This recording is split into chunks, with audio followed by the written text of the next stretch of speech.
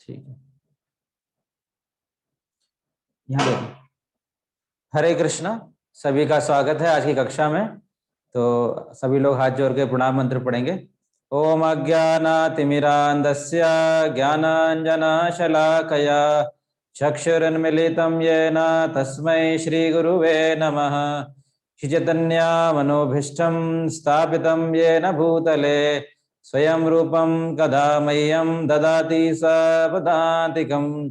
वन्देऽहं श्रीगुरु श्रीयुतपदकमलं श्रीगुरु वैष्णवांश्च श्रीरूपं साग्रजातं सहगणा रघुनाथान्वितं तं सजीवं साद्वैतं सावधूतं परिजनं सहितं श्रीकृष्णचैतन्यदेवं श्रीराधाकृष्णपदान् सहगणललिता विशाखान्वितांश्च।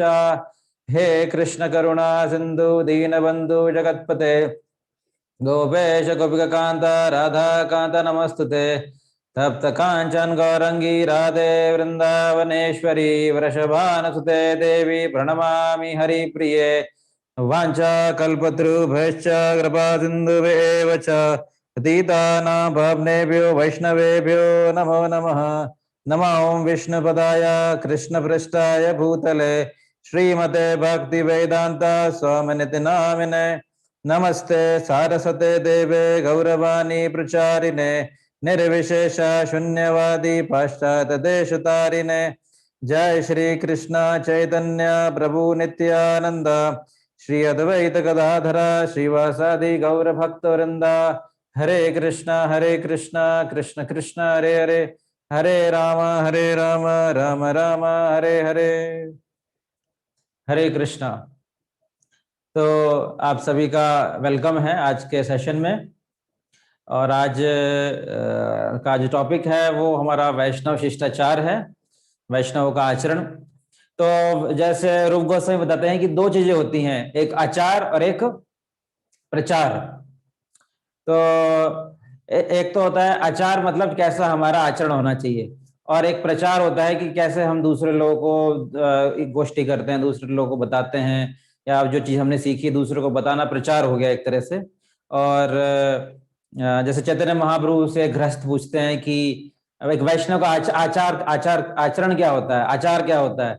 तो बोलते हैं असत संग त्यागी अये वैष्णव आचार, कि वैष्णव का आचरण ये होता है कि वो असत का संग त्याग देता है, कि वो नॉन डिवोटीज के साथ अपना जीवन उठना बैठना नहीं करता है।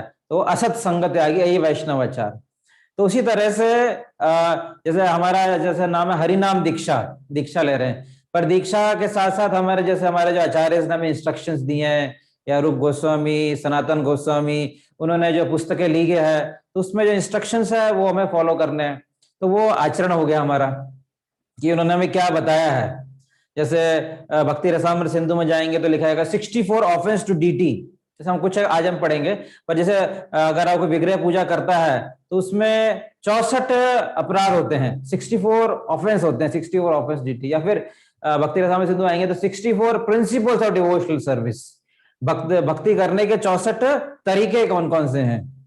या फिर जैसे डीटी ऑफेंस में क्या क्या आ गया आपके, जैसे आप जब विग्रह के सामने बैठे तो झूठ ना बोलें, और ये जो आपकी नीज है, नीज मोड़ के ना बैठें, भगवान को फ्रेश फ्रूट ऑफर करें, पीठ पीछे करके ना बैठें।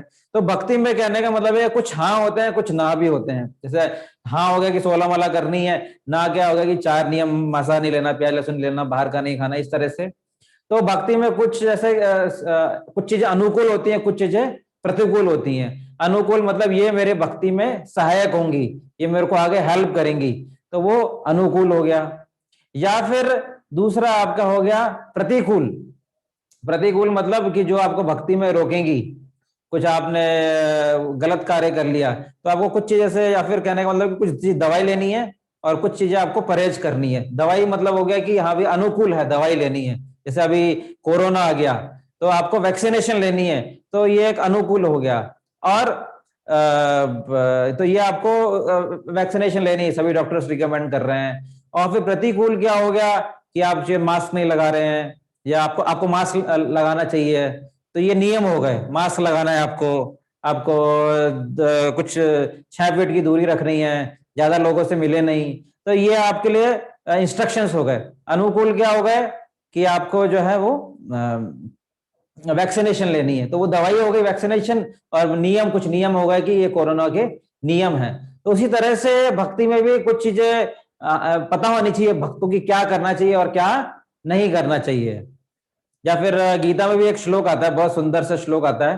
तो शिष्टाचार का अर्थ हो गया उत्कृष्ट आचार। शिष्ट मतलब बेस्ट आचरण, उत्कृष्ट आचार। तो कुछ हम बेसिक, जो हम जब भी कोई मंदिर भक्त ज्वाइन करते हैं तो बेसिक एक पीपीटी बनाइए आज कि ये जो है एक व्यक्ति को इंस्ट्रक्शंस फॉलो करने चाहिए। तो बोलते हैं गीता में लिखा हुआ 16.17 में, प्रवृत्तिम चा निवृत्तिम चा जना ना विदुर आसुरा नापि शौचम अपि चाचारो न सत्यम तेषु विद्यते। तो बोलते हैं कि जो दानव लोग होते हैं उनको ये पता नहीं होता है कि सही क्या है और गलत क्या है। प्रवृत्तिम चा क्या करना चाहिए, निवृत्तिम चा क्या नहीं करना चाहिए, ये उनको पता नहीं है दानवों को। और जो असुर लोग होते हैं, और ना वो स्वचम को मेंटेन करते हैं, ना उच्च आचार, ना अपिचाचारो, उनको आचरण भी शुद्ध नहीं होता, और ना सत्यम तेषु विद्यते, और ना ही वो सत्य का साथ रहते हैं। तो कहने का मतलब है कि अगर हम वैष्णव बन रहे हैं, देवता मार्ग पे आगे बढ़ रहे हैं, तो हमें पता होना चाहिए सही क्या है और गलत क्या है, नहीं तो हम असुर की श्रेणी में आ जाएंगे अगर हमें पता नहीं है। तो हमें हमारा आचरण अच्छा होना चाहिए, हमारी स्वच्छता अच्छी होनी चाहिए, हमें सत्यता का साथ देनी चाहिए। ऐसी कुछ चीजें जो है वो हमें आज हम कुछ हमने पिछली क्लास में देखा था, तो उसको भी रिवाइज कर लेंगे। तो लास्ट टाइम 2 दिन देखी थी, आज हम पूरा डिटेल में स्टडी करेंगे।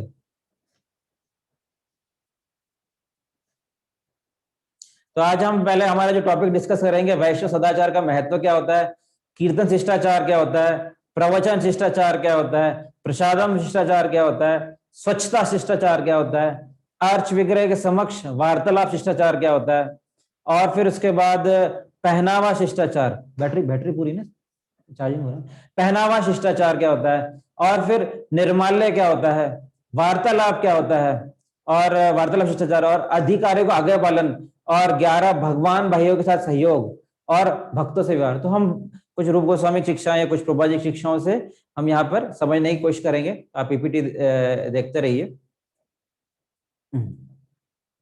तो हम नेक्स्ट आगे बढ़ेंगे।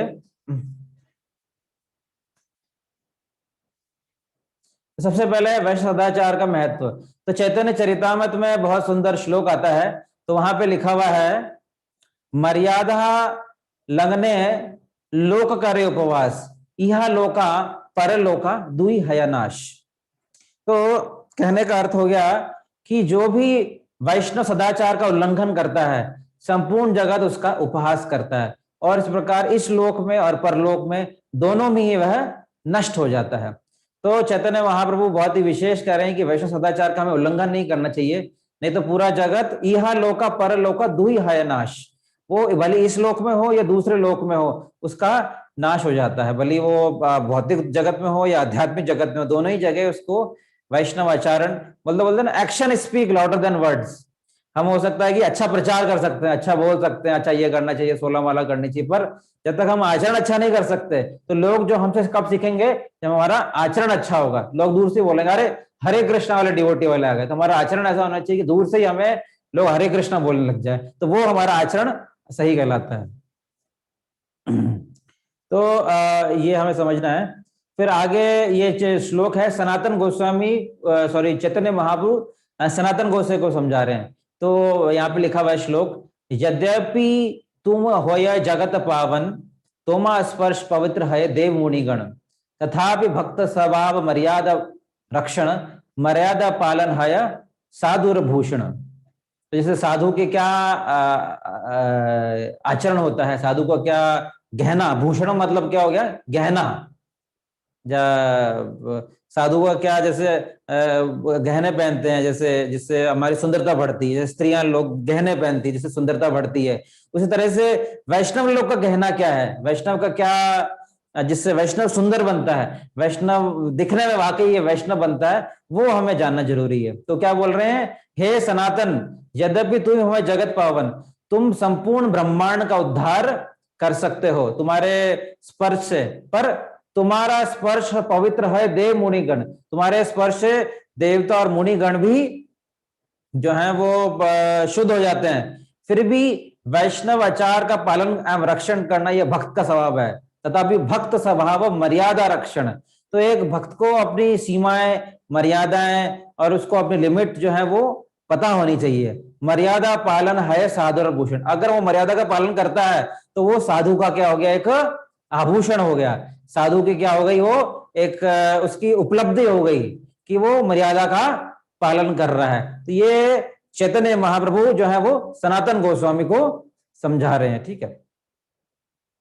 और तो ये एक्चुअल में थोड़ा इसका मैं ब्रीफ बता देता हूं, ऐसा क्यों बोलते हैं कि एक बार जो चैतन्य महाप्रभु सनातन गोस्वामी को आमंत्रित करते हैं। चैतन्य महाप्रभु, अगर आप जगन्नाथपुरी यात्रा पर गए होंगे तो हमें पता है कि गंभीर जो उनका निवास स्थान है वहां रहते करते थे, जो कि समुद्र के इस किनारे था।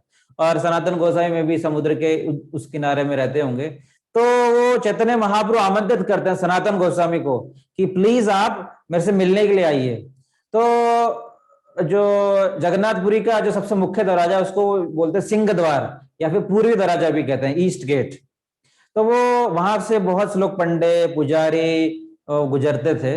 तो वो उस रास्ते को चूज ना करके दूसरे रास्ते से आते हैं। तो जो दूसरा रास्ता चूज करते हैं तो उसमें बहुत सारी बालू मिट्टी होती है, समुद्र के निकट बालू मिट्टी होती है, और उसमें जब आते हैं तो उनके पूरे पाँव में छाले पड़ जाते हैं। तो वो जानबूझ के उस मार्ग से नहीं आते जो थोड़ा सरल होता है, क्योंकि वहां पे पंडित पुजारी गुजरते हैं और बोलते हैं कि मैं तो निम्न हूं, मेरी तो मैं तो निम्न जाति का हूं, मेरा आचरण भी निम्न है, तो मैं उस रास्ते से नहीं आऊंगा। तो दूसरे रास्ते से आते हैं ताकि वो पंडित पुजारियों को स्पर्श ना करें, और फिर उनको खूब छाले हो जाते हैं। तो चैतन्य महाप्रभु उनके आके जाते हैं तो उनको बोलते हैं कि तुमने गले लगाया है, कि तुमने वाकई एक शिष्टाचार का पालन किया है, एक आचरण का पालन किया है। वो चाहते तो वो सरल मार्ग से भी आ सकते थे, पर उन्होंने अपने आचरण सिखाया कि नहीं, मेरे को कौन सा मार्ग पकड़ना चाहिए जिसमें शिष्टाचार हो। जहाँ पे पंडित जगन्नाथ के पंडे हैं तो वहां उस रास्ते से मेरे को नहीं जाना चाहिए क्योंकि मैं निम्न हूं, ऐसा सोचकर वो उस रास्ते से नहीं आते। तो फिर वो चैतन्य महाप्रभु को गले मिलके उनकी बहुत प्रशंसा करते हैं। तो ये इंस्टेंस तब बोलते हैं कि तुम पूरे जगत को पावन कर सकते हो, हालांकि तुम्हें इतनी शक्ति है, पर फिर भी तुमने मर्यादा का रक्षण किया है, इसलिए बहुत महत्वपूर्ण है। और तो चैतन्य महाप्रभु ने वृंदावन के 6 गोस्वामी थे ना, जैसे हमें पता है, रूप गोस्वामी, सनातन गोस्वामी और ये सब गोस्वामी थे। तो जीव गोस्वामी, रघुनाथ दास, रघुनाथ भट्ट गोस्वामी, तो इन गोस्वामियों को विशेष एक एक इंस्ट्रक्शन दिए थे ना कि आप ये गोस्वामी आप ये करना चाहिए। हरिदास ठाकुर को नाम के बारे में बताया, रूप गोस्वामी जो है रसाचार्य हैं, तो हर एक गोस्वामी को एक एक इंस्ट्रक्शन दिए, तो जो कि प्रचार के लिए बहुत महत्वपूर्ण है। तो सबसे पहला इंस्ट्रक्शन क्या था, जैसे स्क्रीन पर लिखा हुआ है, सभी शास्त्रों का सूक्ष्म रूप से अध्ययन करना। और ये प्रतिपादित करता है कि सभी शास्त्रों का मूल सार भक्ति है। तो सभी शास्त्रों का जो मूल सार क्या है, भक्ति है। तो उनको सबसे पहला इंस्ट्रक्शन दिया कि शास्त्र लिखो। इसलिए रूप गोस्वामी, सनातन गोस्वामी ने खूब सारे इंटेंस लिटरेचर लिखे। जीव गोस्वामी, जैसे हम लास्ट टाइम पढ़ा था, उन्होंने जो लिटरेचर लिखा है षट संदर्भ, उसमें 4 लाख श्लोक हैं। तो उन्होंने, रूप गोस्वामी ने उपदेशामृत, ललित माधव, विदग्ध माधव और ये आपका भक्ति रसामृत सिंधु, ऐसे करके अनेक अनेक पुस्तक लिखी। सनातन गोस्वामी ने भक्ति विलास से लिखी, जहाँ पे इसमें शिष्टाचार के बारे में दे रखा। तो आगे पढ़ेंगे। तो इस तरह से ऐसे शास्त्र लिखो जिसमें बताया इस मूल सार क्या है, भक्ति है। फिर नेक्स्ट क्या बोला कि वृंदावन की लीला स्थलियों खोजो, क्योंकि बहुत सारे, जब द्वापर युग आया, फिर कलयुग आया, सारी चीजें नष्ट हो चुकी थी, सारी चीजें फिनिश हो गई थी। तो वृंदावन धाम जो है जीवित नहीं था, सारी चीजें लुप्त हो चुकी थी। तो जैसे चैतन्य महाप्रभु खुद राधा कुंड में कूद कर कि यही राधा कुंड है, तो उन्होंने खुद राधा कुंड को ढूंढा। इसी तरह से अलग अलग जगहों को गोस्वामी उसको बोला कि कहाँ कहाँ भगवान की विशिष्ट लीलाएं हुई थी, उन जगहों को तुम ढूंढो, तो जाके लोग भगवान, अन्य लोग जब अगली पीढ़ी आएगी दर्शन करेगी। तो इसलिए आज जब वृंदावन जाते तो हमें सारी चीजें उपलब्ध मिलती है, तो वो गोस्वामी इसका कॉन्ट्रीब्यूशन है। और फिर गोस्वामी इसको थर्ड उद्देश्य के दिया था, भगवान श्री कृष्ण के सुंदर मंदिरों का निर्माण करना और आर्च वगैरह की स्थापना करके योग्य अर्चना पद्धति के विषय में संपूर्ण दिशा का मार्गदर्शन करना। तो और तीसरा इंस्ट्रक्शन किया था गोस्वामी इसको कि सुंदर मंदिरों का निर्माण करो। तो आज भी वृंदावन जाते हैं तो रूप गोस्वामी ने जो है मदन मोहन जी का, सनातन गोस्वामी ने मदन मोहन जी का मंदिर बनाया है, और रूप गोस्वामी ने जो है वो गोविंद जी का मंदिर बनाया है। तो इस तरह से अलग अलग गोस्वामी को अलग अलग इंस्ट्रक्शंस मंदिरों का निर्माण करने के लिए बोला था। तो बड़े बड़े गोस्वामी राधा रमन जो है वो अपने गोपाल भट्ट गोस्वामी ने बनाया। तो अलग अलग गोस्वामी ने टेम्पल का जीर्णोद्धार किया और विग्रह की स्थापना करी। तो ये जो इंस्ट्रक्शन है वो गोस्वामी इसको दिया था। और फिर जो चौथा इंस्ट्रक्शन जो आज हमारी क्लास में, क्योंकि मैं डिस्कस इसलिए कर रहा हूं क्योंकि हम एक इंस्ट्रक्शन 5 इंस्ट्रक्शन में से जो गोस्वामी इसको मिले थे उसमें से सनातन गोस्वामी बोला कि अपने आचरण सिखाओ कि वैष्णव कैसा हो, मतलब वैष्णव के शिष्टाचार के उदाहरण का प्रस्तुत, कैसा आचरण हो, कैसा वो देखने में हो, वो प्रस्तुत करना। और फिर रघुनाथ दास गोस्वामी को बताया, तो इसके लिए उन्होंने वो पुस्तक भी लिखी, भक्ति, एक पुस्तक थी, नाम भूल गया, तो भक्ति जो है वो एक पुस्तक लिखी थी। और अपनी रचना और उदाहरण सिखाना है कि वैरागी का जीवन कैसा हो, ये रघुनाथ दास गोस्वामी को इंस्ट्रक्शन देखा था। तो ये अलग अलग गोस्वामी को अलग अलग इंस्ट्रक्शन, तो एक इंस्ट्रक्शन था कि आचरण कैसा हो, तो वो भी बहुत इंपॉर्टेंट इंस्ट्रक्शन है। और फिर थोड़ा हम एक समरी पढ़ लेते हैं आचरण क्या होता है, फिर हम डीप में जाएंगे जो हमने टॉपिक्स हम डिस्कस किए थे। तो सबसे पहले सिंपल लिविंग हाई थिंकिंग, सबसे पहले डिवोटीज का इंस्ट्रक्शन क्या होना चाहिए कि सादा जीवन होना चाहिए।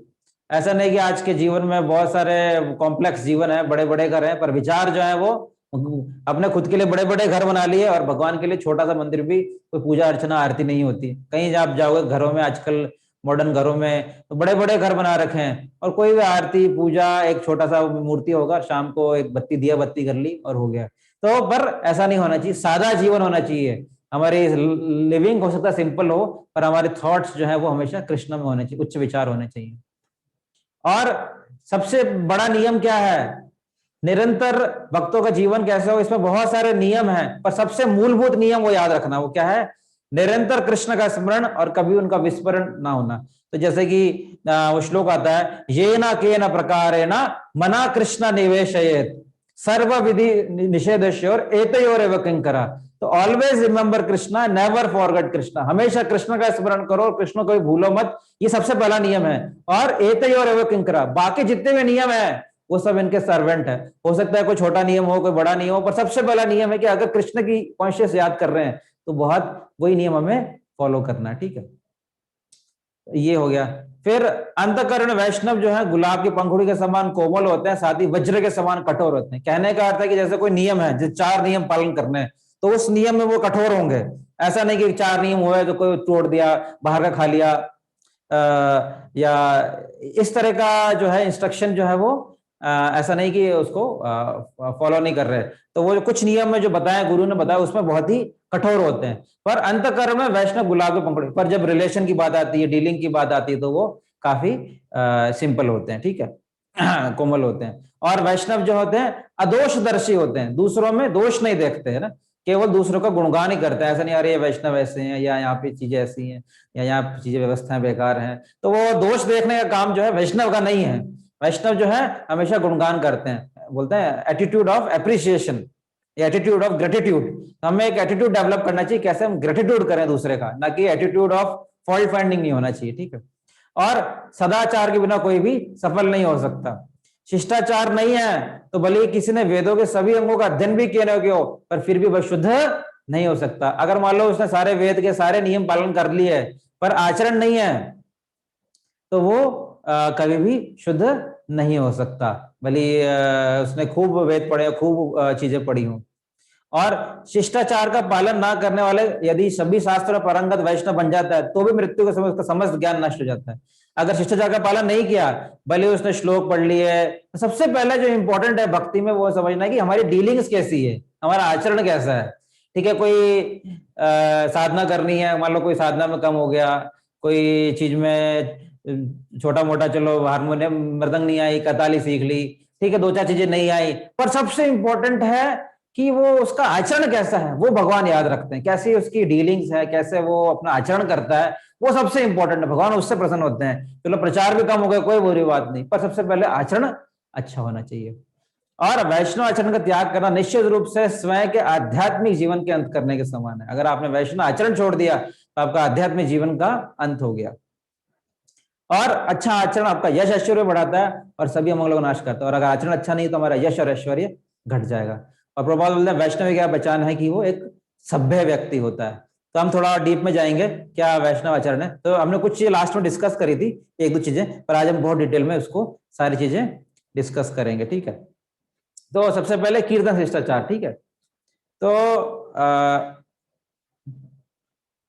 सबसे पहले कीर्तन शिष्टाचार में क्या होगा कि जैसे मान लो कि एक लीड सिंगर होता है, तो सबको पहले एक लीड सिंगर को गाने देना चाहिए, और उसके बाद जो है जो फॉलो सिंगर हैं उनको बाद में गाना चाहिए। ऐसा नहीं कि लीड सिंगर के साथ आप भी गा रहे हैं, ठीक है। तो मुख्य गायक गाने के पश्चात आपको उसको दोहराना चाहिए, उसको रिपीट करना चाहिए। तो ये एक शिष्टाचार हो गया। और मुख्य गायक की राग में गाना चाहिए, ऐसा नहीं कि वो कुछ अलग राग में गा रहे हैं और आपने कुछ अलग राग में गाना आरंभ कर दिया। या पूरे मंत्र को स्पष्ट रूप से गाना चाहिए, पूरा मंत्र को, ऐसा नहीं कि आधा बोल दिया आधा छोड़ दिया, ऐसा नहीं, जो सुना है उसको पूरा बोले। और ध्यान का रहना चाहिए, ऐसा नहीं कि कीर्तन कर रहे हैं और ध्यान जो है इधर उधर देख रहे हैं, या कोई अभी या क्लास सुन रहे हैं और ध्यान कहीं और जा रहा है कि क्या चल रहा है। तो जहां जगह बैठे हैं उस समय एक चीज पे फोकस करें, कीर्तन समय कीर्तन पे, क्लास समय क्लास में। और जब भी मन विचलित हो तो पूरा ध्यान वापस उस कीर्तन पे लगा लीजिए, या जहां भी आप एक्टिविटी कर रहे हैं भक्ति की उस पे लगा ले। एक टाइम में एक काम करिए, ठीक है। तो ये हमें कीर्तन के समय ध्यान रखना चाहिए। और दूसरा क्या नहीं करना चाहिए वो है मुख्य गायक के पहले या साथ में गाना। ऐसा नहीं कीर्तन चालू किया, नहीं एक डिवोटी ने, आपने पहले गाना चालू कर दिया, ठीक है, इसको अलॉट किया है कि ये व्यक्ति गाएगा, तो ऐसा नहीं कि आपने गाना चालू कर दिया, नहीं, जिसको अलॉट किया वो गाएगा, बाकी सब उसको फॉलो करेंगे। समूह जिस राग में गा रहा है उसके अलावा अन्य किसी राग में गाना, एक ट्यून बनाई है तो उसको ही फॉलो करें, ऐसा नहीं कि आप नई ट्यून क्रिएट कर रहे हैं, नहीं। और बातें करना, दूसरों के गायन या नृत्य का प्रयास करना, जप करना इत्यादि। तो आप कीर्तन चल रहा है मंदिर में या कहीं चल रहा है और आप जो है दूसरे भक्त से बातें कर रहे हैं, या आप खुद अपना गायन गा रहे हैं या उसका उपास कर रहे हैं, वो अच्छा गा रहा है बुरा गा रहा है, या आप मंदिर में बैठे हैं आरती चल रही है और आप बैठ के जप कर रहे हैं, तो जैसे आरती हो तो आरती में सम्मिलित होने की कोशिश करें, नहीं तो मंदिर से बाहर जाके आप जप कर सकते हैं अगर वो समय नहीं हो। ऐसा नहीं कि आरती चल रही है, आरती के समय आप जप करने बैठ गए, दूसरे कार्य कर रहे हैं, तो ऐसा नहीं करना चाहिए। और कीर्तन करने वाले भक्त का ध्यान विचलित नहीं करना चाहिए, ऐसा नहीं कि कीर्तन गा रहा है और हमको ऐसी गतिविधि स्टार्ट कर दें जैसे कोई भाग रहा है या दौड़ रहा है या कुछ भी XYZ, या कोई इसको डिस्टर्ब हो गया या इंस्ट्रूमेंट अलग तरह से बजा दिया जिससे उसका ध्यान जो है वो विचलित हो जाए, तो ऐसा हमें कार्य नहीं करना चाहिए जिससे कीर्तन करने वाले का ध्यान जो है विचलित हो जाए। और बिना अनुमति के वाद्य यंत्रों को आरंभ नहीं करना चाहिए ना। अगर आपको आता है, ट्रेंड है, धोती कुर्ता पहना हुआ है या वैष्णव ड्रेस पहनी हुई है, तभी आपको उसको स्पर्श करना चाहिए। तो ये हमें कीर्तन के समय चीजें थोड़ा ध्यान रखना चाहिए। अब प्रवचन शिष्टाचार, जैसा अभी प्रवचन चल रहा है, क्या प्रवचन शिष्टाचार तो हमने भेज ही दिए थे कि 5 मिनट पहले ज्वाइन करिए, अपना वीडियो ऑन करके रखें, या फिर कोई क्वेश्चन हो तो आप अच्छे से पूछें। तो और तो इस तरह से ये हमें इसमें ध्यान रखना है। पूरी कक्षा में बैठे रहे, ऐसे नहीं, क्लास यहाँ पे तो मंदिर में तो एक बार क्लास में आ गए तो मंदिर में बैठना ही पड़ेगा। जूम में तो क्या आपका फैसिलिटी है कि आप क्लास के बीच में जा सकते हो, तो हमें ऐसा नहीं करना चाहिए। हमें कोशिश करना चाहिए कि पूरी कक्षा चल रही है तो मेरे लाभ के लिए है, तो मैं इससे कुछ सीखूंगा, मेरे को पूरा बैठना चाहिए। तो उसका प्रयास जो है वो आप सबको करना चाहिए। तो इस तरह से हम अपने भक्ति में आगे बढ़ सकते हैं। प्रवचन के समय अत्यंत शांत एवं एकाग्रचित होना आवश्यक है। सोने अथवा बालसी अथवा बातूनी भक्त प्रवचनकार को निरुत्साहित बनाते हैं तथा श्रोताओं का ध्यान विचलित करते हैं। इस प्रकार का व्यवहार गुरु परंपरा को विचलित करता है।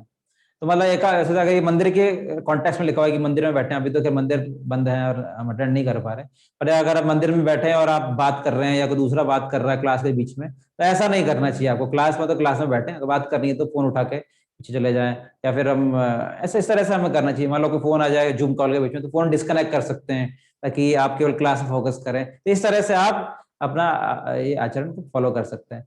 और प्रवचन के दौरान मंदिर में जिस स्थान प्रवचन हो रहा है उसके कमरे के अंदर बाहर घूमना वर्जित है, क्योंकि इससे प्रवचन में बाधा उत्पन्न होती है। तो ऐसा नहीं कि प्रवचन चल रहा है और आप दौड़ रहे हैं, आगे पीछे कर रहे हैं, या कहीं भी कोई एक्टिविटी हो रही है, वो कीर्तन हो रहा हो या प्रवचन हो रहा हो, तो उस समय उस जगह को हमें बाधित नहीं करना चाहिए जहां पे कोई एक्टिविटी हो रही हो।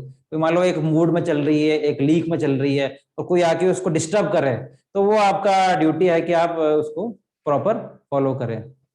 माता पिताओं का भी पूरा कर्तव्य है, यदि बच्चे शोर मचा रहे हैं तो उन्हें मंदिर से बाहर ले जाएं। तो हमें ये भी ध्यान रखना चाहिए कि माता पिता हैं तो खासकर माता पिता ही बच्चे के गाइड होते हैं। मान लो बच्चा क्लास में डिस्टर्ब कर रहा है, कीर्तन में डिस्टर्ब कर रहा है, तो ऐसी चीजें जो है वो माता पिताओं का मुख्य कर्तव्य बनता है कि वो बच्चों को गाइड करें। बच्चे तो क्या शैतान होते हैं, बच्चों को तो पता नहीं सही क्या है गलत क्या है, पर माता पिता तो इंटेलिजेंट होते हैं, तो उनको पता है कि बच्चों को कैसे गाइड किया जाए। तो वो माता पिता का कर्तव्य है कि वो बच्चों को इस तरह से ट्रेन करें कि वो मंदिर में आके ऐसा बहुत ज्यादा ध्यान विचलित ना करें, आरती में, कीर्तन में, प्रवचन में। तो ये माता पिता का कर्तव्य हो गया। और यदि किसी को बहुत ज्यादा नींद आ रही है तो वो जाके खड़े हो जाए ताकि क्लास में सोए नहीं। और प्रश्न भी पूछे जाए तो चुनौती पूर्वक नहीं पूछने ना, कि है ना बताइए प्रभु इसका उत्तर क्या है, मेरे को तो ऐसा नहीं लगता आप गलत बता रहे हैं। तो चुनौती नहीं है। जैसे लास्ट टाइम भी कक्षा सुनी थी हमने, तद विधि प्रणिपाते न परिप्रश्न न सेवया। तो we should have submissive inquiries और हम्बल इंक्वायरीज। चुनौती पूर्वक पूछेंगे तो प्रश्न को डिबेट करनी है तो वो अलग है। प्रश्न जो है पूछते हैं ताकि हम कुछ समाधान पे जा सके। हम किसी से पूछते हैं जो हमें गाइड कर सकता है, ना कि प्रश्न इसलिए नहीं पूछ रहे हैं कि मैं अपने ज्ञान को उन पे थोप रहा हूं, तो वो प्रश्न पूछने का कॉन्टेक्स्ट ही लॉस्ट हो गया ना। कुछ लोग पूछते इसलिए है कि सामने वाले को उलझा दिया जाए, तो ऐसा नहीं हमें ध्यान रखना है। और कक्षा के दौरान अगर बैठे हैं तो मोबाइल साइलेंट कर लीजिए, कक्षा बीच में ना छोड़ें। अब जूम पे बैठे हैं तो आपके ऑप्शन है, मंदिर में आएंगे तो ऑप्शन भी थोड़ा कम हो जाता है, पर जूम पे आपका तो ऑप्शन है बीच में जाके 5 मिनट जाके 10 मिनट जाके चलो चल ही रहा है, अटेंडेंस लगी रही है। तो ऐसा नहीं करें। अपना ये उपदेक्षा वक्ता का अपमान है और भगवान के प्रति भी अपराध है। तो कोशिश करें कि जब क्लास चल रही है तो आप वहां पे बैठे रहें। तो ये भी बहुत महत्वपूर्ण है। और श्रीमद् भागवत अथवा भगवत प्रवचन के समय प्रवचन करता जिस लय में श्लोक गा रहे हो उसी लय में दूसरों का अनुकरण भी करना चाहिए। उसके बाद जब भक्त श्लोक बोलते हैं तब पहले वरिष्ठ भक्तों को उच्चारित करने दिया चाहिए, बाद में दूसरों को उच्चारित करने में कोई आपत्ति नहीं है। तो जैसे मान लो कोई बेसिकली भागवतों की बात कर रही है तो वहां पे कोई सीनियर डिवोटी बैठे हैं तो वो रिपीट करेंगे, फिर बाद में सब लोग उसको रिपीट करेंगे। तो ये इस कॉन्टेक्स्ट में समझा रखा, ठीक है। तो अभी तक हमने दो चीजें डिस्कस कर ली है। एक सबसे पहले कीर्तन शिष्टाचार और एक प्रवचन शिष्टाचार, ठीक है। दो चीजें हम डिस्कस कर चुके हैं। अभी हम नेक्स्ट पे जाएंगे, प्रसादम शिष्टाचार। प्रसादम के समय हमारा कैसा आचरण होना चाहिए। प्रसादम जो बहुत इंपॉर्टेंट है, प्रभुपाद जी ने बहुत सारे लोग मंदिर में जुड़ते हैं, खिचड़ी के लिए जुड़ते हैं। बोले क्यों मंदिर, इस्कॉन मंदिर क्यों जाते हो भैया, कि खिचड़ी मिलती है यहाँ पे। तो लोग जो है वो जुड़ने का कारण ही प्रसाद होता है। कुछ लोग बोलते हैं आपके यहाँ बेकरी बहुत अच्छी मिलती है, तो हम तो मंदिर इसलिए आते हैं कि वहां पे बेकरी अच्छी मिलती है। तो लोग जो है कुछ लोग प्रसादम से जुड़ते हैं और धीरे धीरे जुड़ते जुड़ते दीक्षा ले लेते हैं, 16 माला करना स्टार्ट कर देते हैं। तो प्रसादम का बहुत ही, प्रभुपाद जी बोलते हैं कि ISKCON is a kitchen religion. ये रिलीजन है पर एक किचन का रिलीजन है। तो सब बहुत एक्सपेंडिचर करते हैं हम किचन पे। पूरा वेल फर्निश्ड, बहुत डिजाइन किचन, जैसे अविंद्र रसोई भी चल रही है, अक्षय पादा चल रही है, तो ऑल आर किचन वाली अलग अलग टाइप किचन होती है। छोटी किचन, बड़ी किचन, घर जैसे किचन नहीं कि 5-10 लोगों के लिए बनाना है। यहाँ पे किचन जब बनती है तो 100 लोगों के लिए, 500 लोगों के लिए, 1000 लोगों के लिए, 5000 लोगों के लिए। तो वो किचन जो है वो मंदिर का एक पार्ट रहता है। तो यहाँ पे लिखा हुआ है वैष्णव संस्कृति में प्रसाद सेवन और प्रसाद वितरण ये दोनों अत्यंत महत्वपूर्ण विषय है। जैसे कि रूप गोस्वामी भी जब उनकी पुस्तक है उपदेशामृत, नेक्टर ऑफ इंस्ट्रक्शन, तो उसमें रूप गोस्वामी बताते हैं कि भक्त जो है प्रसाद लेते भी हैं, आपस में कैसे रिलेशन डेवलप करते हैं। तो बोलते हैं ददाती प्रतिगृणाति गुह्यम आख्याति पृच्छति भुंक्ते भोजते चेवा सद विधम प्रीति लक्षणम। तो भक्तों में कैसे 6 एक्सचेंजेस होते हैं, 6 लविंग एक्सचेंज होते हैं। वो होते हैं ददाती प्रतिगृणाति, वो कुछ उनको उपहार देते हैं और उपहार स्वीकार भी करते हैं। ये एक first accepting charity and taking the gifts, ठीक है। गुह्यम आख्याति पृच्छति, आपको कोई प्रश्न पूछना है, मन में कोई डाउट है तो आपने भक्तों जो आपके प्रीचर है उनसे प्रश्न पूछते हैं। और गुह्यम आख्याति पृच्छति, और मतलब उनको उनसे प्रश्न पूछते भी हैं और उनको आप कुछ उनसे अपनी चीज, मन की बात उनको बताते भी हैं। तो ये चीज आप करते हैं। और भूंगते भोजते चेवा, भूंगते भोजते चेवा का अर्थ क्या हो गया, आप उनको कुछ प्रसाद देते भी हैं और उनसे प्रसाद ग्रहण भी करते हैं। और सद्विधम प्रीति लक्ष्मणम, इस तरह से भक्तों में आपस में प्रीति बढ़ती है। तो लविंग प्रसादम एक्सचेंज से, गिफ्ट एक्सचेंज से और फिलॉसफी डिस्कशन से, तो इस तरह से भक्त लोगों में आपस में प्रीति बढ़ती है। तो इसका कहने का अर्थ हो गया कि हम भक्त जो है हमेशा भक्तों के साथ ही बैठ के खाते हैं। पर कहने का नित्यानंद प्रभु चाहता था कि हम मायावादियों के साथ या अवैष्णव के साथ बैठ के नहीं खाते, क्योंकि उनके गुण हमारे में आ जाते हैं। तो सबसे पहला प्रसाद गुण हो गया कि भक्तों के साथ बैठ के लें, ठीक है। तो उसमें थोड़ा हम डिस्कस करेंगे। जिस समय भोग बनाते हैं, अर्पित करते हैं, उस समय की अपेक्षा उससे आदर पूर्वक वितरित और ग्रहण करके देख के श्री कृष्ण और गुरु अधिक प्रसन्न होते हैं। तो हमारी मंगला आरती में बहुत सुंदर एक श्लोक आता है कि जिसमें प्रसादम के बारे में लिख सकते हैं। ठीक है, ठीक है, तो हम इस पे थोड़ा और डिस्कस करेंगे कि मंगला आरती में कौन श्लोक आता है। तो मैं आपसे रिक्वेस्ट करूंगा कि आप थोड़ा सा अटेंड कर ही रहे हैं, तो चैट बॉक्स पे लिख सकते हैं कि वो मंगला आरती का कौन सा श्लोक है जो प्रसादम के बारे में बताता है। तो थोड़ा इंटरेक्टिव रहेगा हमारा सेशन कि कौन सा श्लोक है जहां पे प्रसाद के बारे में आता है। तो आप उसकी 1 लाइन या 2 लाइन आप लिख के चैट बॉक्स में लिख सकते हैं, ताकि आपको भी याद रहे कि आप कहाँ प्रसादम की बात आती है। तो प्लीज आप चैट बॉक्स में लिखिए, फिर हम देखते हैं कि कौन कौन लिखता है और फिर इस पर डिस्कस करते हैं। सर्वप्रथम प्रथम नियम है कि भक्तों को भगवान श्री कृष्ण को भक्ति भाव से अर्पित अन्न ही ग्रहण करना चाहिए। ठीक है, तो सबसे पहला यह है कि श्री भगवान श्री कृष्ण को भक्ति भाव से अर्पित अन्न ही ग्रहण करना चाहिए। ठीक है, तो सबसे पहले जो है भगवान जो है वो जो डिवोशन के साथ विद लव एंड डिवोशन जो ऑफर हुआ है वही भक्त को ग्रहण करना चाहिए। प्रसादम करते समय स्वाद में कोई त्रुटि नहीं निकालनी चाहिए, अरे नमक कम है, मिर्ची कम है। ठीक है, as a matter of feedback हम बता सकते हैं कि ये ठीक है, पर बहुत ज्यादा विचलित नहीं होना चाहिए। भगवान ने एक्सेप्ट कर लिया तो आप भी उसको ले सकते हैं। ठीक है, फीडबैक का भी इंपॉर्टेंस रहता है, ऐसा नहीं कि उसका इंपॉर्टेंस नहीं है, पर उसमें ऐसा नहीं कि बहुत हर समय हम परेशान हो रहे हैं, त्रुटि हो रही है। ठीक है, ठीक है, तो I have got the answers, बहुत अच्छा आप लोगों का। तो वो 4th श्लोक है, 8th नहीं है, तो वह है चतुर्विधा श्री भगवत प्रसादो स्वादन्न तृप्तान हरि भक्त संगम कृतैव तृप्ति भजता सदैव वंदे। तो गुरु कब खुश होते हैं? चतुर्विधा, there are 4 kind of foods. क्या है 4 काइंड ऑफ फूड? कौन कौन से हैं? जो कि आप खा सकते हैं, चूस सकते हैं, या आप उसको पी सकते हैं, चबा सकते हैं, इस तरह से, या शक कर सकते हैं। तो 4 तरह के फूड होते हैं।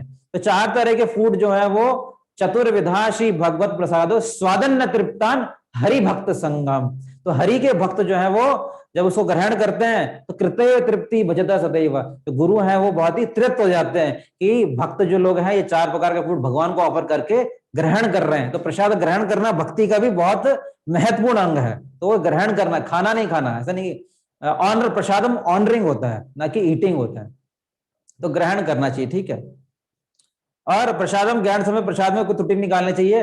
अपना झूठा प्रसाद ना ही किसी को देना चाहिए, ना ही किसी का झूठा प्रसाद खाना चाहिए। ये भी थोड़ा ध्यान रखना है कि चलो इसी का खा ले, इसका। तो वैसे भी अभी वैसे भी कोविड चल रहा है, रेस्ट्रिक्शन चल रहे हैं, तो हम थोड़ा सा क्लीननेस रखते हैं, सेफ्टी रखते हैं, दूसरों से इंटरेक्ट कम ही करते हैं। तो प्रसादम में भी हमें ध्यान रखना चाहिए कि हम जो है झूठा नहीं रहते किसी का ना। ऐसा नहीं कि अपना झूठा किसी को दे दिया, किसी का झूठा ले लिया। वो 6 प्रिंसिपल्स में नहीं है।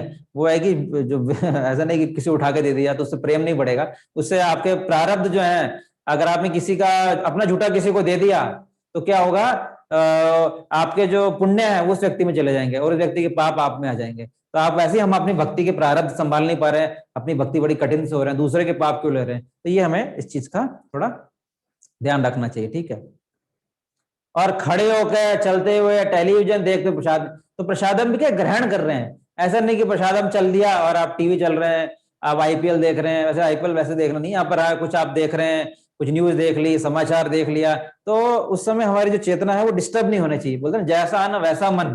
तो अगर आप उस समय बहुत डिस्टर्ब है, अगर उस समय ढंग से नहीं खा रहे, तो हम भक्ति जो है वो अच्छे से नहीं कर पाएंगे। तो प्रसादम भी शांति भाव से हमें लेना चाहिए। और ऐसा नहीं कि बहुत सारे ऑफिस का काम कर रहे हैं, मोबाइल चला रहे हैं, उस समय ऐसा प्रसाद लेना चाहिए। सिंपल तरह से ग्रहण करना चाहिए कि मैं ये भी प्रसादम भी क्या एक डिवोशनल सर्विस है।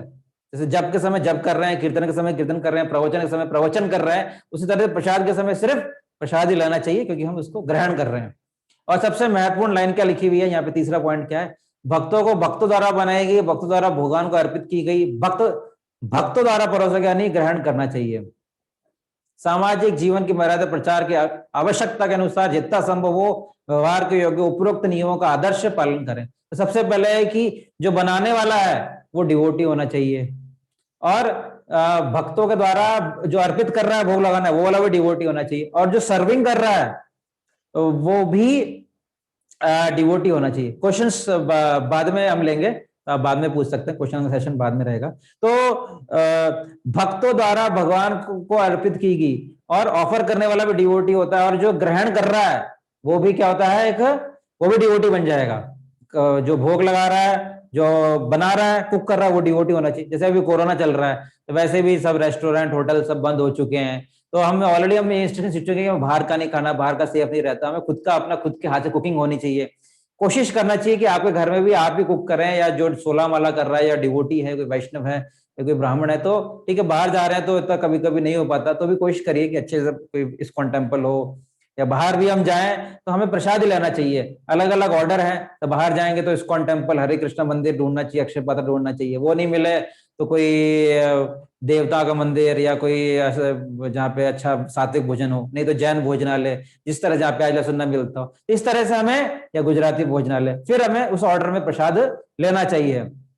तो सबसे पहले है कि देखना है कि बनाने वाला कौन है, क्योंकि बहुत फर्क पड़ता है कौन बना रहा है। वो उसकी चेतना अच्छी नहीं है, उसने कुछ गलत कार्य किए हैं, कुछ गलत चीज सोची है, तो उसकी सोच भी हमारे में घुस जाएगी अगर उसने ढंग से नहीं बनाया।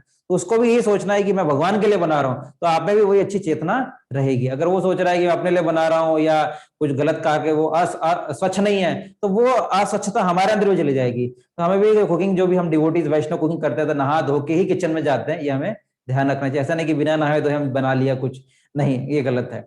और जो भोग लगा रहा है वो भी डिवोटी होना चाहिए, और परोसा गया वो भी डिवोटी होना चाहिए, खाने वाला डिवोटी सतही ही बन जाएगा। और जब तक प्रचार या सेवा के लिए आवश्यक हो तब तक अभक्तों द्वारा अन्न बिल्कुल ग्रहण न करें। तो ये सबसे पहला आचरण असत संगीता की, सताम प्रसंगम मम वीर संविदो, जो भी कार्य करें भक्तों के साथ मिलकर करें। तो जब तक आवश्यक ना हो तो अभक्तों का विद्यालय बनाएगा, ग्रहण नहीं करना, क्योंकि उनके अगर दिया हाथ का हम खाएंगे तो उनकी क्वालिटीज, उनके गुण हमें आ ही जाएंगे। ये प्रभा जी कई बार बोलते हैं, ठीक है। तो हमें कोशिश करना चाहिए कि अभक्तों द्वारा नहीं खाना चाहिए। और कहने का मतलब है कि बाहर के जो आइटम है, अभी तो खैर बाहर जाना ही बंद हो गया और बाहर की चीजें हम मंगाते ही नहीं है, फिर भी चॉकलेट, आइसक्रीम, बाहर की चीजें जो हो सके, जितना हो सके होममेड बनाए।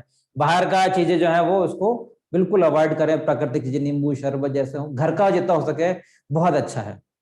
और परिवार के सभी सदस्यों को प्रसाद ग्रहण लेने के पश्चात बचा हुआ प्रसाद हो सके तो अगले दिन ले लीजिए, नहीं तो जरूरतमंदों में या गाय में जो भी किसी को डिस्ट्रीब्यूट कर दीजिए, वेस्ट ना करें या फेंके नहीं, क्योंकि प्रसादम है।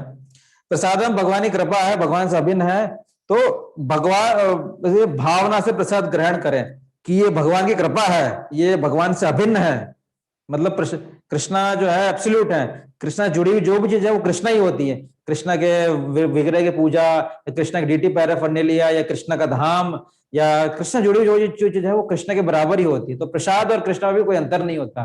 तो उसको भी इसी भावना से ग्रहण करें कि ये भगवान का उच्छिष्ट है। और प्रसादन ग्रहण करते समय यदि प्रचार के लिए आवश्यक हो तभी बोलना चाहिए, नहीं तो शांतिपूर्वक ग्रहण करें। और प्रसाद ग्रहण करते समय टेप रिकॉर्डर, या टेप रिकॉर्डर तो होते नहीं,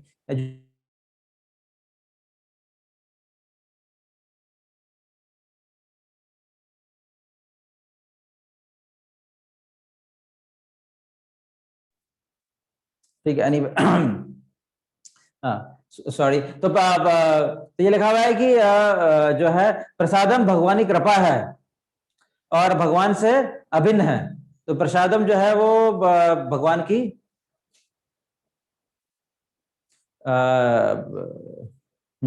तो प्रसादम भगवान की कृपा है। तो और प्रसाद लेते समय को कोई सीनियर डिवोटी उपस्थित हो तो आपको क्या करना चाहिए, यहाँ पे उनका वेट करना चाहिए, उनको प्रसाद देना चाहिए पहले, और उसके बाद ही हमें प्रसाद ग्रहण करना चाहिए। और अगर विशेष हो तो अनुमति लेके हम भी उनके साथ प्रसाद ले सकते हैं। तो ये एक शिष्टाचार का पालन होना चाहिए। और लेते समय पूरा भक्ति भाव का माहौल हो तो बहुत अच्छा है, लेक्चर सुन सकते हैं या फिर शांतिपूर्वक ले सकते हैं, ठीक है। नेक्स्ट पीपीटी हो जाएंगे। प्रसाद व्यर्थ न गवाएं, यदि थाली में आवश्यकता से अधिक प्रसाद हो तो पहले ही दूसरी थाली में निकाल दें। कभी कभी हम क्या होता है जरूरत से ज्यादा ले लेते हैं और फिर वो अरे वेस्ट हो गया। तो कोशिश करिए कि थोड़ा कम लिया जाए तो अच्छा है, फिर धीरे धीरे ज्यादा बढ़ा दे जाए तो वो अच्छा है। और प्रसादन लेते समय झूठे हाथों से प्रसाद से भरे हुए बर्तन का स्पर्श न करें। एवं किसी अन्य व्यक्ति को परोसने के लिए कहें, यदि कोई ना हो तो हाथ धो के चले ले। मान लो आप प्रसाद ले रहे हो और आपको लगता है कि और जरूरत है और कोई और देने वाला नहीं है, तो आपको हाथ धो के मेन बर्तन से लेना चाहिए। ऐसा नहीं कि झूठे बर्तन से ही आपने लेके और मेन बर्तन से लेके इसमें डाल दिया, नहीं, ऐसा नहीं करना चाहिए। या तो किसी दूसरे भक्त को बोले दे दें, और अगर कोई दूसरा भक्त उपलब्ध नहीं है तो हाथ धो के, ऐसा नहीं कि हर जगह झूठे हाथ लगा दिए, नहीं, ये नहीं है। प्रसाद सेवन करने के पश्चात, आरंभ करने के पश्चात किसी अन्य स्थान को दाहिने, सबसे पहले है कि राइट हैंड से खाना चाहिए हमें ना। कुछ लोग बोलते हैं अरे मैं तो लेफ्टी हूँ, एक्चुअली मैं भी खुद लेफ्टी हूँ, पर मैंने भी राइट हैंड से खाना सीख लिया है यहाँ मंदिर आके। तो सबसे पहले है कि हमें जो प्रसादम है राइट हैंड से लेना चाहिए, लेफ्ट हैंड से नहीं लेना चाहिए, ये सबसे महत्वपूर्ण है। और फिर वो राइट हैंड को कहीं और स्पर्श नहीं करना चाहिए, क्योंकि वो खाने के लिए उपयोग हो रहा है तो झूठा हो गया, तो कहीं स्पर्श ना करें। जमीन पे भी हाथ गंदा हो जाएगा या प्रसादम बेकार हो जाएगा। प्रसादम स्वीकार करने से पहले देख के इस भाव सम्मान अर्पित करेंगे, ये भगवान की कृपा है। तो ये भगवान की कृपा है, ये हमें ठीक है। ठीक है, हम क्वेश्चंस जो हैं वो बाद में ले लेंगे, और जो भी एक बार दोबारा लिख सकते हैं।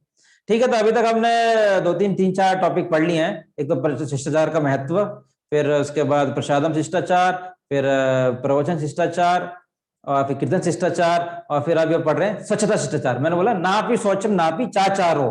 तो एक शिष्टाचार क्या होता है कि एक व्यक्ति है स्वच्छ रहता है। चैतन्य महाप्रभु ने बताया कि सफाई के लिए गुंडीचा मंदिर का फोटो देख पा रहे हैं हम कि स्वच्छता बहुत महत्वपूर्ण है, और उन्होंने पूरे मंदिर की साफ सफाई करी। जो भी इस्कॉन मंदिर है या अक्षय पात्र कैंपस है, जहां भी जाएंगे तो सबसे पहले मंदिरों में स्वच्छता होती है। गुरुद्वारे में भी जाएंगे, कहीं भी जाएंगे तो होली प्लेस जो है वहां पे स्वच्छता बहुत इंपॉर्टेंट होती है। तो आपका घर भी एक मंदिर है तो उसको भी हमें स्वच्छ रखना चाहिए। ऐसा नहीं घर भी अनक्लीन है या गंदा है, घर को भी मंदिर मान के घर को भी अच्छे से क्लीन रखना चाहिए, और जो मंदिर है उसको खास क्लीन रखना चाहिए।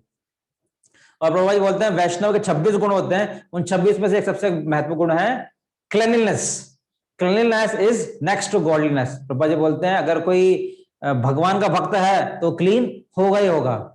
तो प्रतिदिन ऑफिस से आने के बाद स्नान करें। जैसे कि जैसे हम बाहर जाते हैं, खैर अभी तो ऑफिस वर्क फ्रॉम होम ही चल रहा है तो ऑफिस भी बंद ही पड़े हैं। तो पर एनीवे कम से कम अगर आप बाहर जा रहे हैं, आजकल तो कोरोना चल रहा है, कोविड चल रहा है, तो ये बोलते हैं कि स्वच्छता रखें, बाहर से आने के बाद सैनिटाइजर लगाएं। तो वो हमारे ऑलरेडी ब्राह्मण वैष्णव पद्धति में इंक्लूड है कि अच्छे से हम स्नान करें, बाहर से आए, ऑफिस से आए, कहीं से भी जाए तो बाहर से स्नान करके आए तो ऑलरेडी कोविड नहीं हो, कोरोना नहीं हो, साफ रहेंगे तो ये सब चीजें संभावनाएं कम हो जाएंगी।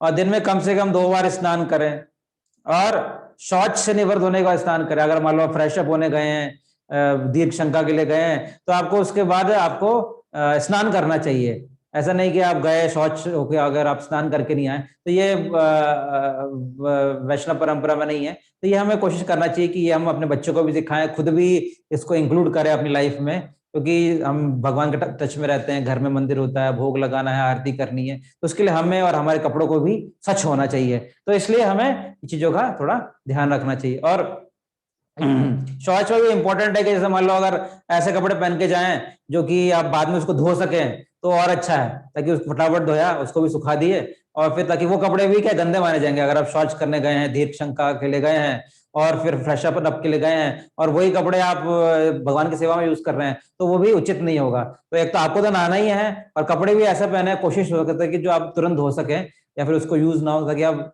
किचन में जा सकें या सेवा कर सकें। तो बहुत ही महत्वपूर्ण अच्छे प्रिंसिपल्स हम ये फॉलो कर सकते हैं। ठीक है, एक बात प्रत्येक है कि आप प्रत्येक वस्तु को बिल्कुल साफ रखना चाहिए। तो कुछ प्रभुपाद जी के इंस्ट्रक्शन पढ़ते हैं स्वच्छता पे। सबसे पहला प्रत्येक कक्षा दर्पण के समान स्वच्छ होना चाहिए। तो प्रभुपाद बोलते हैं जैसे आपको घर में एक रूम है तो वो एज क्लीन एज मिरर, जैसे आपको उसमें अपनी शक्ल दिख जाए। प्रसाद लेने के बाद उस जगह पोछा लगाना चाहिए, नहीं तो चूहे या चींटी या बहुत सारे अन्य लोग आ जाएंगे, काकरोच आ जाएंगे, जो कि अच्छा नहीं है। तो वो चीज इंपॉर्टेंट है। और घर की साफ सफाई भी ऐसी हो कि हर एक कक्ष जो है वो दर्पण के समान चमकना चाहिए, क्योंकि हर एक घर भी वो भगवान का ही मंदिर है। आपके घर में मंदिर स्थापित है, भगवान की पूजा होती है, डीटी वर्शिप होती है, या कोई आपने विग्रह स्थापित कर सके, तो हर एक घर का कमरा भी एक मंदिर के समान ही हो गया, या मंदिर का एक्सपेंशन हो गया। तो जैसे पूरा मंदिर कैंपस को हम साफ साफ रखते हैं, उसी तरह से घर को भी हमें साफ रखना चाहिए, दर्पण की तरह। ठीक है, अन्य बातों से निवेदन करता हूं कि मंदिर में रखी वस्तुएं सुंदर एवं स्वच्छ रहनी चाहिए। कृष्ण संबंधित किसी वस्तु को स्पर्श करने से पूर्व प्रत्येक को अपने को हाथों धोना चाहिए। हमेशा स्मरण रखना चाहिए कृष्ण परम पवित्र है तथा केवल परम पवित्र ही उनका संग कर सकता है। स्वच्छता भक्ति के लिए आवश्यक है। तो भगवान भी जैसे एक अमीर आदमी है, एक अमीर आदमी किससे मिलना चाहेगा? जो दूसरा अमीर है। अमीर जो है गरीब से नहीं मिलना चाहेगा। उसी तरह से भगवान किससे मिलना चाहेंगे? तेसा सतत युक्तानाम भजताम प्रीति पूर्वकम, जो सतत भक्ति कर रहा है, जो अच्छे से भक्ति कर रहा है, तो भगवान भी उससे मिलना चाहेंगे। तो जो क्लीन है, भगवान को बोलते हैं अपाप विद्धम, भगवान इज ऑल क्लीन। तो उसी तरह से इज एंटीसेप्टिक प्रोलैप्टिक। अगर नेक्टर इंस्ट्रक्शन में पढ़ेंगे, ईश्वर प्रश्न पढ़ेंगे, तो ऐसे लिखा है भगवान इज एंटीसेप्टिक प्रोलैप्टिक, जो कि एक्चुअल में साइंस के वर्ड्स हैं, एंटीसेप्टिक, और ये कृष्ण के बारे में लिखा हुआ है। तो उस तरह से भक्त भी जो है वो भी एक उस तरह से रिप्रेजेंट करता है कि वो स्वच्छ रहेगा। स्वच्छ रहेंगे तो ऐसी बीमारियां जो हम सुन रहे हैं, आपदा, त्रासदी, थोड़ी कमी आने की संभावना रहेंगी। तो हमें भी ये ध्यान रखना चाहिए कि कृष्णा भी उन्हीं का संग करेंगे जो क्लीन है।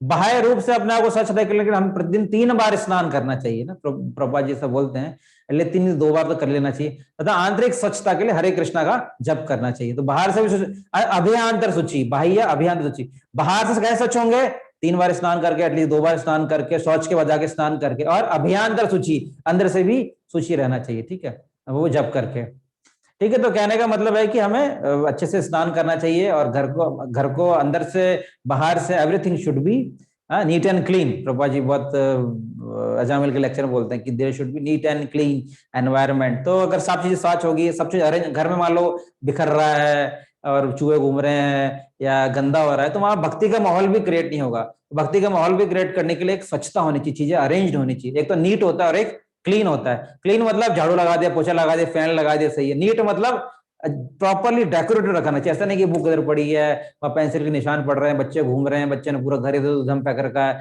या ऐसा, तो वो आचरण अच्छा नहीं होना चाहिए। तो घर का आचरण देखते ऐसा लगना चाहिए कि नीट भी है और क्लीन भी है। देखते लगना चाहिए कि वैष्णव का घर है, या भगवान का मंदिर है, कृष्ण का मंदिर है। तो अपने घर को वैसा बनाने की प्रयास करिए। और आर्च विग्रह के समक्ष वार्तालाप शिष्टाचार, ठीक है। तो अभी तक हम 5 चीजें डिस्कस कर चुके हैं। तो अभी हम नेक्स्ट टॉपिक जाएंगे। आर्च विग्रह के समय वार्तालाप शिष्टाचार, जैसे अगर आप विग्रह के सामने उपस्थित हैं, डीटीज के सामने हैं, या मंदिर के सामने हैं, या आपके घर की मंदिर के सामने हैं, तो वहां पे उसके समक्ष हमारा शिष्टाचार कैसा होना चाहिए। तो जैसे मैंने बताया था ना शुरू क्लास के शुरू में कि there are 64 offences to deity worship, Bhakti Rasamrita Sindhu में दे रखा है। तो डीटी विग्रह, तो कुछ ऑफेंस हम पढ़ेंगे, बाकी बहुत सारे होते हैं। जोर से ना बोलें, क्योंकि हम किसी बड़े के सामने जोर से नहीं बोलते। तो विग्रह के सामने ऐसा नहीं कि जो है चिल्ला रहे हैं, जोर से ना बोलें। झगड़ा ना करें, ऐसा नहीं धक्का मुक्की चल रही, लड़ाई कर रहे हैं। किसी की निंदा या अवहेलना ना करें अथवा क्रोधित ना हो। निंदा ना करें, किसी की बुराई ना करें, और आप विग्रह के सामने क्रोध ना करें। दूसरे से बोलते समय संतप्त होकर अथवा किसी के मन की दुख हो, मतलब ऐसी शब्द ना बोले विग्रह के सामने कि किसी को अहंकार को या किसी के चोट पहुंचे। दूसरे की स्तुति ना करें, दूसरे की ऐसे नहीं कि बहुत ज्यादा तारीफ कर रहे हैं, या देवताओं की निंदा नहीं कर रहे। देवता लोग, कृष्ण, हम तो कृष्ण को जानते हैं, देवताओं का अपमान करते हैं, ऐसा भी नहीं है। देवताओं की निंदा ना करें, ऐसा भी नहीं हम करते।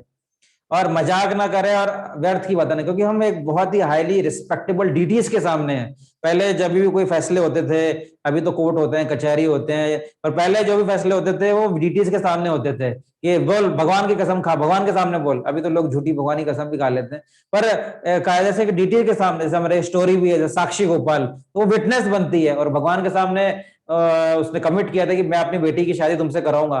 तो विग्रह को चल के आना पड़ा था, क्योंकि उसने भगवान के सामने कमिट कर लिया था।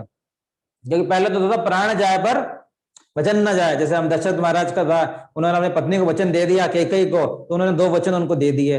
या फिर भीष्म पितामह थे, तो उन्होंने बोला कि मैंने वचन दे दिया कि ब्रह्मचारी रहूंगा, तो और ब्रह्मचारी ही रहे, भले कितनी उनको कठिनाई हुई, कितना उनका राज्य पाठ में बड़ी प्रॉब्लम हुई, पर फिर भी वो उन्होंने शादी नहीं की तो नहीं की। पर अभी हम इतने वो तो बिना बोले ही सारी चीजें कर लेते थे। पर पहले जब फैसले होते थे तो विग्रह के सामने वो बोल देता ताकि कोई झूठ ना बोले। तो इस तरह से असत्य वचन ना बोले विग्रह के सामने, तो सारे फैसले वहीं होते थे।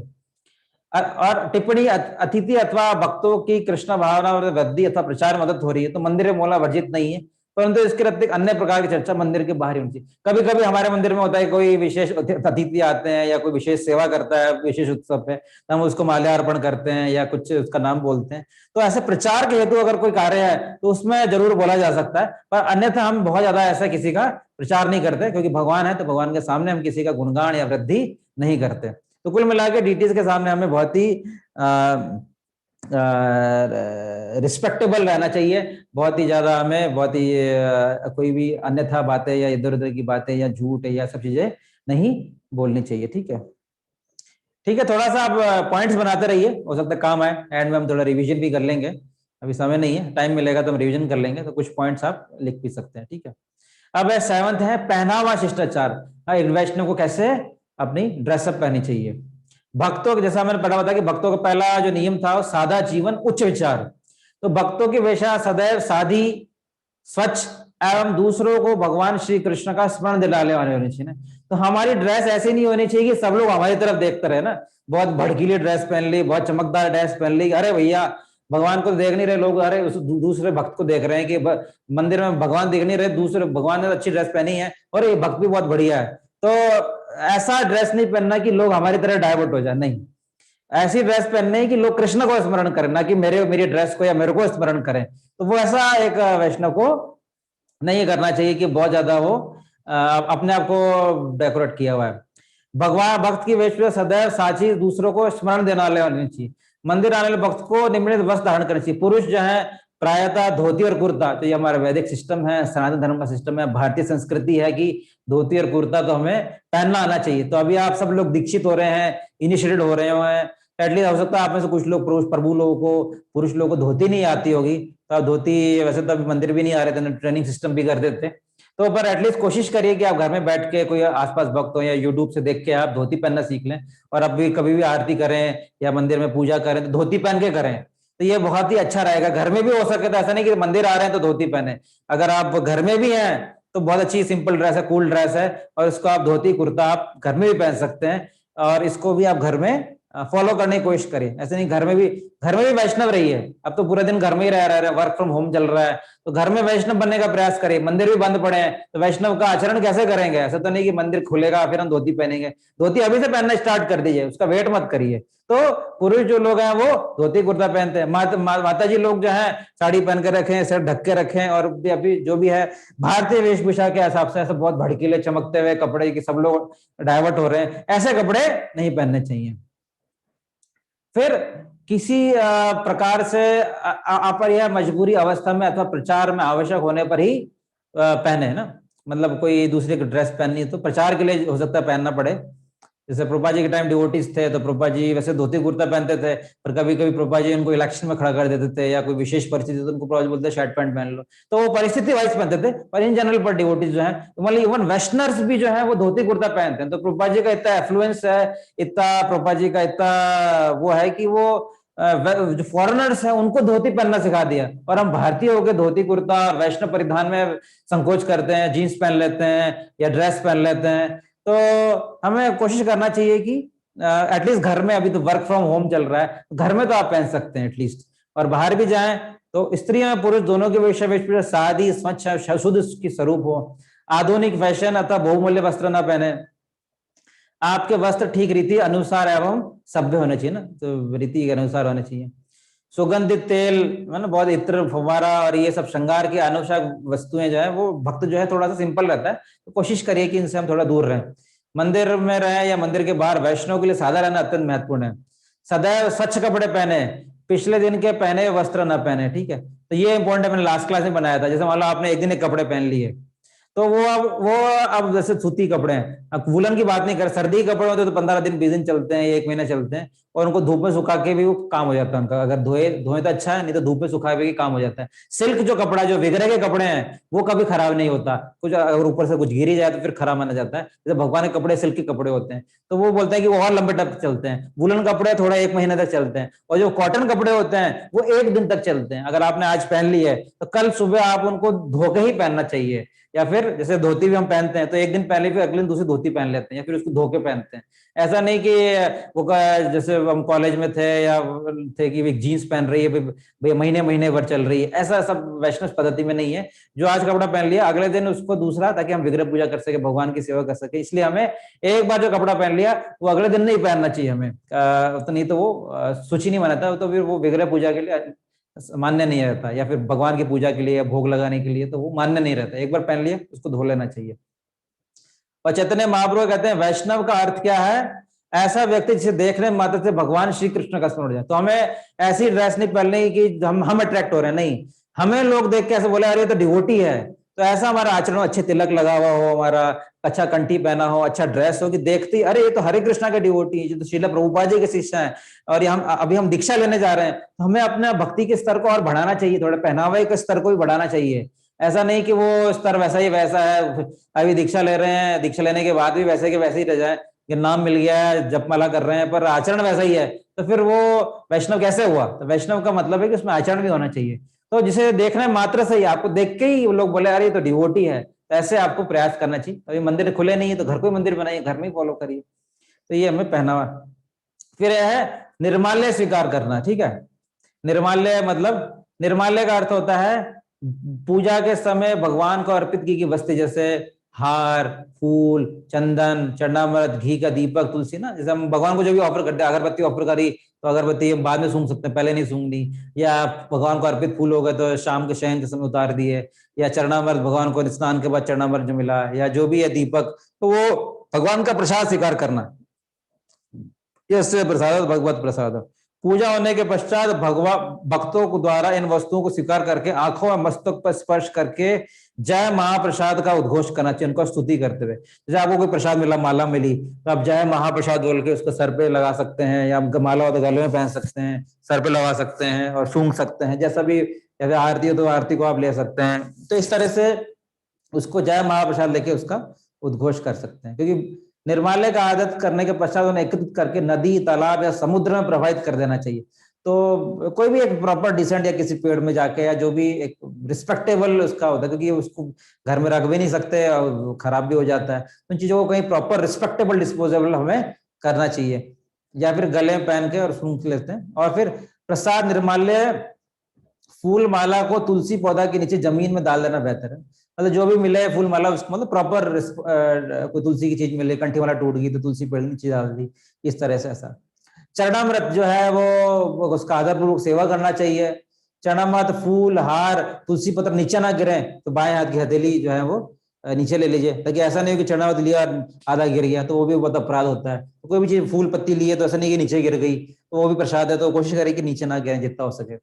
और भगवान के महाप्रसाद भी आदरपूर्वक लें, परंतु विग्रह के सामने, मतलब अगर हो सके तो कोशिश कर सकते हैं कि अगर, वैसे तो मंदिर में एक बड़ा मंदिर तो फॉलो करते हैं, घर में भी अगर अच्छी विग्रह है तो पट बंद करके प्रसाद लेना चाहिए हमें, और महाप्रसाद का आदरपूर्वक सेवन करें और विग्रह के सामने न लें, और हाथों की हथेलियों में समा जाने योग्य महाप्रसाद ग्रहण कर सकते हैं, ठीक है। और कोई छोटा सा तो ले लिए, चरणामृत ले लिए, पर इन जनरल हम प्रसाद भगवान के सामने नहीं लेते।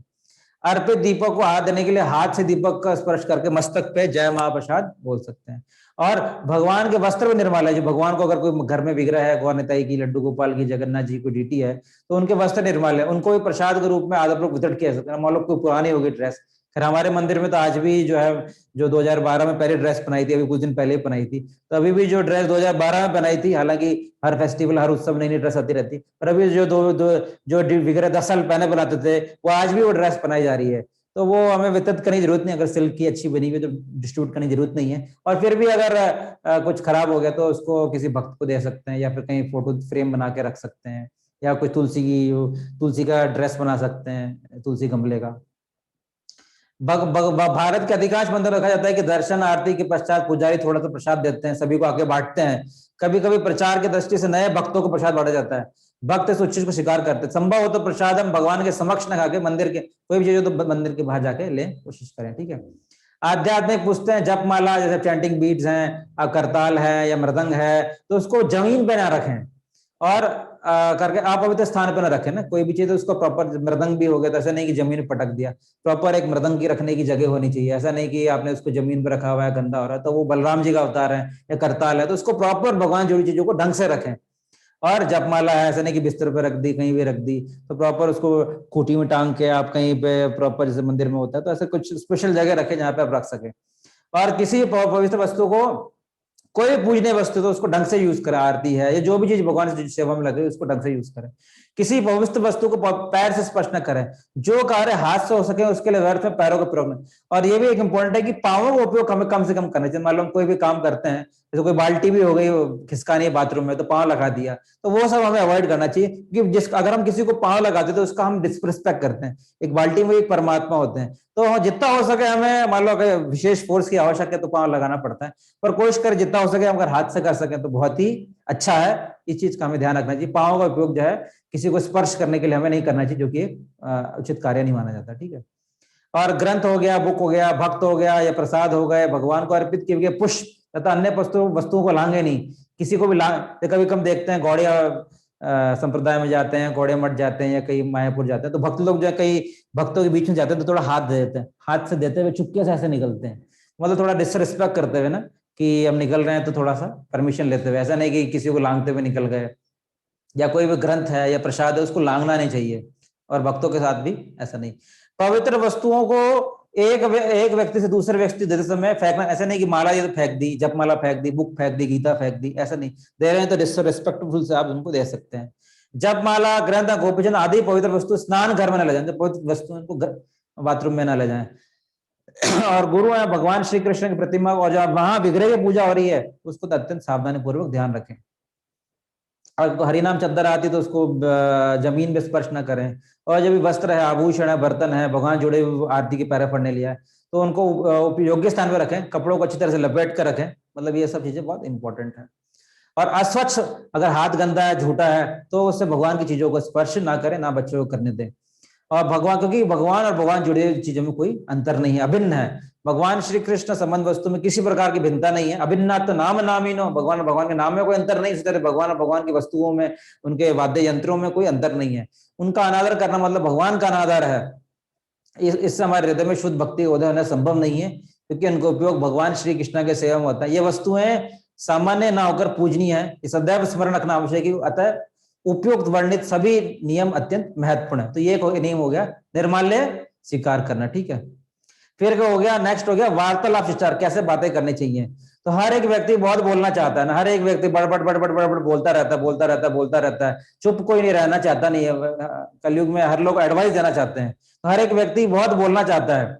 प्रभुपाद जी बोलते हैं ना कि एक मेंढक बोलता रहता है, मेंढक बोलते बोलते बोलते उसको सांप आके काट देता है, तो मेंढक के बोलने के कारण ही उसकी डेथ हो जाती है। तो हमें अपने बोलने को, प्रजल्प को बहुत कंट्रोल करना चाहिए। मौका पाते हम आरंभ कर देते हैं, परंतु हमारा बोलना कृष्ण कथा संबंध नहीं है तो वह बोलना निरर्थक हो जाता है। अगर हम बोल रहे हैं तो हमें सोच के बोलना है कि ये भगवान से जुड़ी हुई बातें हैं या भगवान से नहीं जुड़ी हुई बातें हैं। अगर भगवान जुड़ी हुई नहीं है तो बात को नहीं बोलना, उसको प्रजल्प कहते हैं। इसे निरर्थक बोलना प्रजल्प एवं प्रमाद कहलाता है। इसकी उत्पत्ति भौतिक इच्छाओं के कारण होती है, अतः भक्तों को सदा साधन रहना चाहिए। सभी भौतिक सांसारिक साहित्य भी हमारी इस बोलने की प्रवृत्ति के व्यवहारिक प्रदर्शन मात्र है। जितने भी नॉवेल्स हैं, ये फिक्शन है या नॉवेल्स हैं या जो भी बड़े बड़े राइटर्स देखते हैं, तो वो उनकी भौतिक इच्छाओं के कारण उन्होंने इतना बोला कि उनको बुक ही लिख डाली। तो ऐसी चीजों पे उनको प्रजल्प कहते हैं। ऐसे नॉवल पढ़ना, अखबार पढ़ना, ठीक है, थोड़ा नॉलेज के लिए 2-5 मिनट पढ़ लिया, न्यूज देख ली, ठीक है, वो इंपॉर्टेंट एक बार इंफॉर्मेशन लेना है, पर पूरा 1 घंटे 2 घंटे पढ़ रहे हैं तो वो उचित नहीं है। या सभी भौतिक सांसारिक साहित्य भी हमारी इसी बोलने की प्रवृत्ति का प्रदर्शन मात्र है, ठीक है। श्रील प्रभुपाद उपदेशामृत कहते हैं ना, अगर आप जाएंगे 6 प्रिंसिपल फेवरेबल डिवोर्स सर्विस, अगर आप उपदेशामृत बुक पढ़ते हैं, नेक्टर इंस्ट्रक्शन, बहुत अच्छी बुक है, केवल 11 ही श्लोक है। उसमें एक है अत्याहार प्रयास प्रजल्पो नियमाग्रह, 6 चीजें जो आपकी भक्ति को नष्ट करती हैं, उनमें से क्या है, वो एक सेशन था अभी पर वो अभी हो नहीं पाया। तो प्रजल्पो नियमाग्रह, तो बोलते हैं कि भांति वाले लोग समाचार पत्र, मासिक पत्र, उपन्यास में ढेरों पढ़ने में, शब्द पेली हल करने तथा गप्पे लड़ाने में उनको बहुत ही आनंद आता है। तो ये सब चीजें जो है वो हमें इन चीजों को अवॉइड करना चाहिए, क्योंकि ये सब चीजें हमारी टाइम वेस्ट है। एक भी चीज हम बोलेंगे जीवा सती, तो हमारा जीव जो है वो भगवान की सेवा में लगनी चाहिए, ठीक है। तो इस प्रकार बहुत सारे लोग जो है मछली पकड़ने, बाबा जी बोलते हैं वेस्ट में मछली पकड़ रहे हैं लोग, बुढ़ापे में दूरदर्शन देख रहे हैं, सामाजिक बातें कर रहे हैं, यहाँ पे ये सरकार आ गई, यहाँ ये भाजपा की सरकार आ गई, यहाँ ये हो गया वो हो गया, तो ये सब ये भौतिक विषय विवाद है। तो इसको प्रजल्प की भाषा में कहते हैं। तो इससे हमारी भक्ति जो है वो नष्ट हो जाती है, ठीक है। छोटा मोटा बात कर लिया, पर ज्यादा हमें भगवान भागवत में क्या लिखा है, पुस्तकों में क्या लिखा है, श्लोक याद करिए। तो बोलने का भी एक तरीका होता है, ऐसा नहीं कि कुछ भी बोल दिया तो उससे हमारा आयु जो है वो घट जाता है। स्वरूप गोस्वामी कहते हैं निरर्थक वार्ता गड़बड़ करने की प्रवृत्ति प्रतिबंध करने के लिए भगवान श्री कृष्ण संबंध वस्तु पर चर्चा करनी चाहिए। अगर आपको बहुत बोलने की आदत है तो खूब बोलिए, पर भगवान की बात करिए। अच्छा, भागवतम में ये लिखा हुआ है, ये भागवतम का श्लोक है, यहाँ पे ये पूरा टेबल याद कर लीजिए, पूरा भागवतम वंश वृक्ष याद कर लीजिए। ऐसा करके वो याद करने की कोशिश करिए और उसको बोलते रहिए। जब जब बोलने की इच्छा तब तक कृष्ण कथा करिए, ये आपकी आदत होनी चाहिए। ऐसा नहीं कि आपके मुंह से निकले तो हरे कृष्ण निकलिए, ऐसा नहीं कि मुंह से क्लास में तो अभी बैठे हैं, क्लास होने के तुरंत बाद ही बात कर ली कि अच्छा वहां पे इलेक्शन चल रहा है, ये चल रहा है, तो वो सब बातें नहीं करनी, भगवान की बातें करिए। बातचीत आरंभ करने की पूर्व पुष्टि कर लें कि क्या ये आवश्यक है। सोचें कि जो बात कर रहे हैं क्या ये विनम्र है, क्या किसी को फायदा हो रहा है। जैसे एक क्लास आती है ना एंगर मैनेजमेंट में या कौन सी मैनेजमेंट में आती है, तो उसमें वो आता है कि वो एरिस्टोटल का, अरस्तु का बहुत अच्छा आता है, 3 फिल्टर लगाने चाहिए कोई भी बात करने से पहले। कि अरस्तु बोलते हैं कि इज इट पॉजिटिव और नेगेटिव, तो देखना है इज इट ये किसी की तारीफ है या निंदा है, और इससे किसी का फायदा होगा या नहीं होगा। अगर किसी से फायदा नहीं हो रहा और किसी की निंदा है और कोई बुराई है, तो वो बात करने से क्या मतलब है। भक्तों को अपमान सूचक शब्द नहीं बोलने चाहिए, एवं विशेष रूप से भक्तों की निंदा से बचना चाहिए। सबसे पहला नाम अपराध यही है कि निंदा नहीं करनी। वैष्णव अपराध करने से हमारी भक्ति लता तुरंत नष्ट हो जाती है, तो हमें ऐसी बातें नहीं करनी चाहिए। और ज्येष्ठ वैष्णव की उपस्थिति में उनके अनुमति के बिना दूसरों को उपदेश ना दें। कभी कभी हम देखते हैं कि कभी यात्रा पे चले गए, कभी ट्रिप में चले गए, तो हम बहुत बहुत बोलते रहते हैं, कोई हमारे डिवोटी मौजूद हैं फिर भी हम बोले जा रहे हैं। तो इसका एक इंस्टेंस भी आता है भागवत में। तो हमें या तो किसी की अनुमति लें और फिर बोलें, तो ये एक इससे भी हमारी भक्ति जो है वो बची रहती।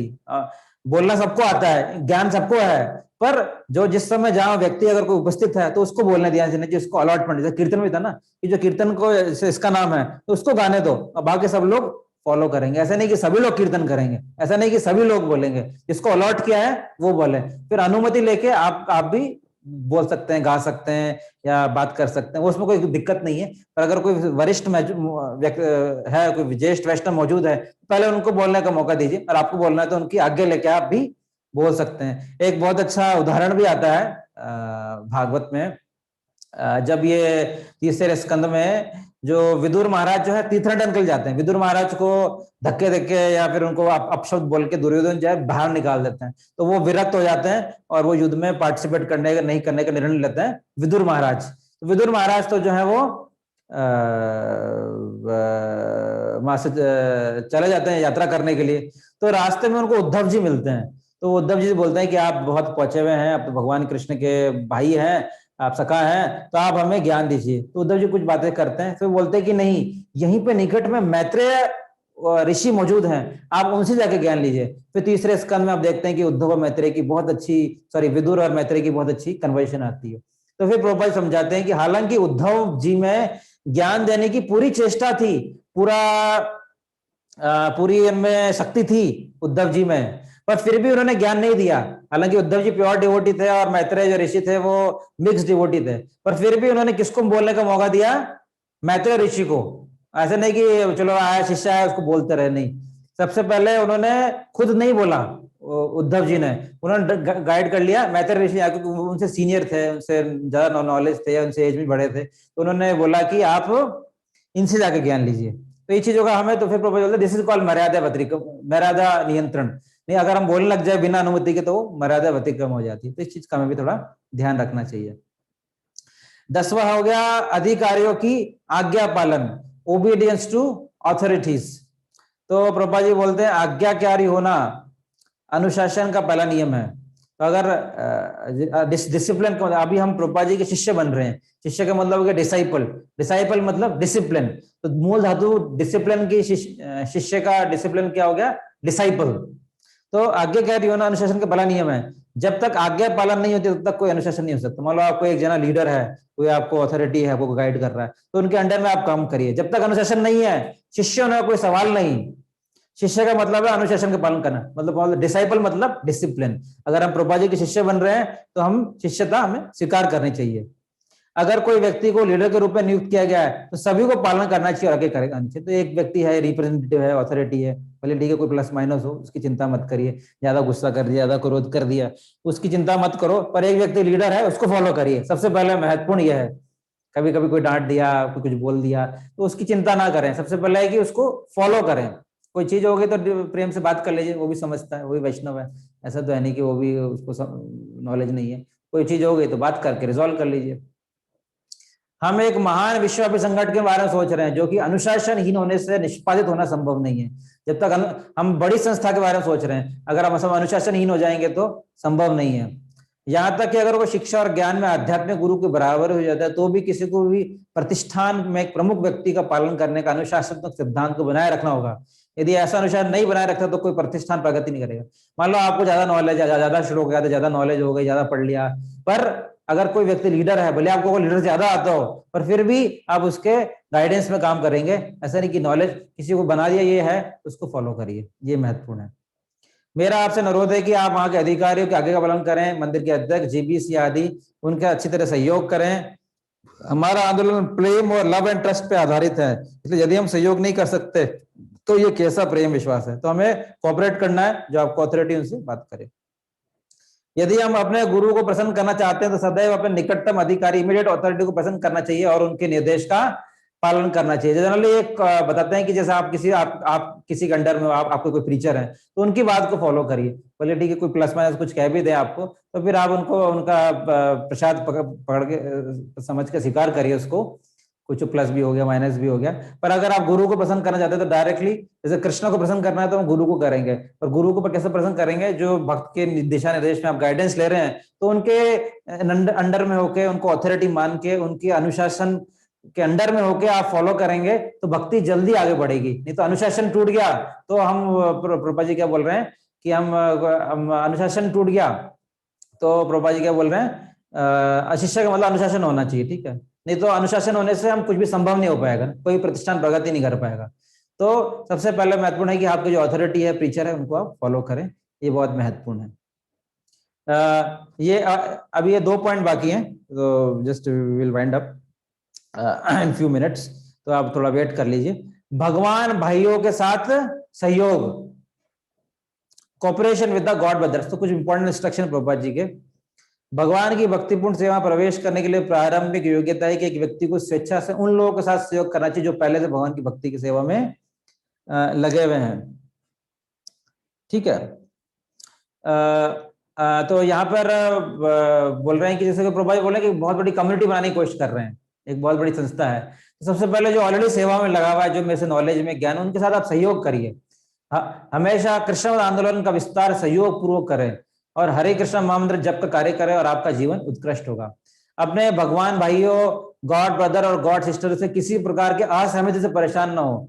प्रत्येक जीव आत्मा की व्यष्टि इंडिविजुअल है और चूंकि इस तरह की असहमति एक दूसरे के साथ हमारे व्यवहार में काफी संभव है, लेकिन हमारा केंद्रीय बिंदु, सेंट्रल पॉइंट ऑफ इंटरेस्ट पे विचार करना चाहिए। तो प्रभुपाद ये बहुत महत्वपूर्ण चीज कर रहे हैं कि हम जब भी कई लोग, जहां भी 2 लोग होते हैं थोड़ा मतभेद जरूर होता है। 2 बर्तन होंगे तो आवाज होगा, पति पत्नी भी होंगे, पति कुछ कहेगा, पत्नी कह रही है, घर में 2 लोगों की थोड़ी लड़ाई होती है। और प्रभुपाद जी बोला हम इतनी बड़ी संस्था बना रहे हैं तो फिर वैचारिक मतभेद होना निश्चित है। गॉड ब्रदर्स तो बोलते हैं कि अगर किसी का ये मत है, किसी का ये मत है, तो प्रभु बोलते हैं उसके बीच में कोऑपरेट करने की कोशिश करिए। तो हर एक व्यक्ति की एक इच्छाएं हैं, वो अपनी तरह इंडिविजुअल है, वो अपनी तरह सेवा करना चाहता है, तो असहमति संभव है। पर सेंट्रल पॉइंट क्या है, हम भी कृष्णा कॉन्श बने और दूसरों को भी प्रचार करें। तो सेंट्रल पॉइंट इंपॉर्टेंट है, ऐसा नहीं कि आपस में लड़ बैठे, ठीक है। तो ये एक इम्पोर्टेंट है। और ये एक टॉपिक हम लास्ट टाइम डिस्कस किया था, तो अगेन विल डिस्कस। जैसे कि वैष्णव हमारा टॉपिक है भक्तों से व्यवहार। जैसे हम देख रहे हैं कि ये चैतन्य महाप्रभु हैं और सनातन गोस्वामी जो है उनको तृण मतलब घास में, जैसे हमारा श्लोक आता है ना शिक्षा अष्टकम में, तृणादपि सुनीचेना तरोरपि सहिष्णुना, तो तृण से भी अधिक विनम्र होना है। तो उस बात को प्रदर्शित करनी चाहिए कि वैष्णव को तृण से भी अधिक विनम्र होना चाहिए। वैष्णव परंपरा में अपने से ज्येष्ठ वैष्णव के प्रति समर्पण का भाव देना तथा उचित सम्मान देना अत्यंत महत्वपूर्ण है। अगर आप वैष्णव परंपरा में हैं तो आपसे जो भी सीनियर हैं, एक भी दिन पहले आपसे सीनियर है, तो आप उसको समर्पण करें, उनको उचित सम्मान दें। ये महत्वपूर्ण है कि वो मेरे से पहले जुड़ा हुआ है, मेरे से अच्छे वैष्णव हैं, अच्छी भक्ति कर रहे हैं, तो उनको हम हमेशा हमें सम्मान देना चाहिए। कोई पहले आपसे दीक्षा लिया हुआ है तो लेट हिम रिस्पेक्ट हिम। ज्येष्ठता की श्रृंखला सबसे ज्येष्ठ गुरु हैं जिन्हें भगवान के प्रतिनिधि मान के सम्मान दिया जाता है ना। तो अलग अलग, मैंने लास्ट टाइम देखा था, आप इसको डिटेल में और पढ़ सकते हैं। नेक्टर इंस्ट्रक्शन बुक है उपदेशामृत, उसमें शायद 5 श्लोक है, तो उसमें अलग अलग भक्तों से कैसा व्यवहार करना चाहिए वहां पे। इनिशिएटेड लोगों से ऐसा करना चाहिए, नए लोगों से ऐसा करना चाहिए, उनको मानसिक प्रणाम करना, इनिशिएटेड लोगों को प्रणाम करना चाहिए, जो अभी नए भक्त जुड़े उनको मानसिक प्रणाम करना चाहिए, और जो गुरु हैं उनकी हमें सेवा करनी चाहिए। अलग अलग भक्तों से उत्तम अधिकारी के साथ कैसा करना है, मध्यम अधिकारी के साथ कैसा करना है, कनिष्ठ अधिकारी के साथ कैसा करना है, वो हमें पूरा बुक में दे रखा है। जिन भगवान के प्रतिनिधि सम्मान देना चाहिए और गुरु को, इसलिए हम जिस प्रकार श्री कृष्ण का सम्मान करते हैं उसी प्रकार उनके प्रतिनिधि का भी सम्मान योग्य सम्मान करते हैं। आरती होने के पश्चात भक्तों को आरती समय ज्येष्ठता का विचार रखना आवश्यक है। जब आरती मंदिर होती है सबसे पहले गुरु को देते हैं, फिर कोई सीनियर वैष्णव है, फिर सभी भक्तों को देते हैं। कनिष्ठ को कर्तव्य है, अगर आप जूनियर हैं तो ज्येष्ठों के आदेश का पूर्ण सम्मान के साथ पालन करें, भागवतम में लिखा। तो अगर आप जूनियर हैं तो आपके सीनियर के साथ आपका व्यवहार जो है वो बहुत ही सम्मान पूर्वक होना चाहिए और उनके आदेश का हमें पालन करना चाहिए कि हाँ yes prabhu, yes mata ji, please tell what should I do for you, how can I serve you. तो हमारा बहुत, जैसे हम वो फोटो में देखा, तृण डाल के हमें उनको प्रणाम करके, इतना तो नहीं कर सकते जैसा भी हो, पर हमारा सम्मान करना चाहिए। शिष्टाचार का इतना महत्व है कि यदि कोई निम्न व्यक्ति सर्वप्रथम बिना अपना परिचय दिए उच्च महत्वपूर्ण व्यक्ति की पहचान नहीं पूछ सकता। अगर आप निम्न हैं, जूनियर हैं, तो अगर पहले कोई सीनियर से मिल रहे हैं तो पहले अपनी पहचान बताइए, फिर उनकी पहचान पूछिए। ये 51 चैप्टर 51 में देखा, कृष्णा बुक में मुचुकुंद वाला चैप्टर, वहां पढ़ सकते हैं। ये सामान्य शिष्टाचार है कि ज्येष्ठों के साथ यहाँ तक बहस भी नहीं की जानी चाहिए। कोई आपसे सीनियर है तो आपको ऐसा नहीं कि उनसे बहस कर रहे हैं, चुनौती दे रहे हैं, तो we have to respect him. Prabha ji 2.4 में बता रहे हैं। यहाँ तक कि ज्येष्ठ अपने व्यवहार में कुछ कम क्रूर भी हैं, फिर भी उनके साथ क्रूरता पूर्वक, अरे उन्होंने डांट दिया, कुछ बोल दिया, तो ऐसा नहीं कि आप जाके उनसे जब पलट के जवाबदेही कर रहे हैं, तो वो शिष्टाचार नहीं है। तो फिर आपने कुछ आचरण सीखा ही नहीं। तो आचरण सीखने के लिए सबसे महत्वपूर्ण है कि हम, हमारा आचरण अच्छा हो, हम अपने आचरण से सिखा सकते हैं। हाँ, अगर वो क्रोध कर रहे हैं तो हमें क्रोध नहीं करना, तो वो भी शांत हो जाएंगे।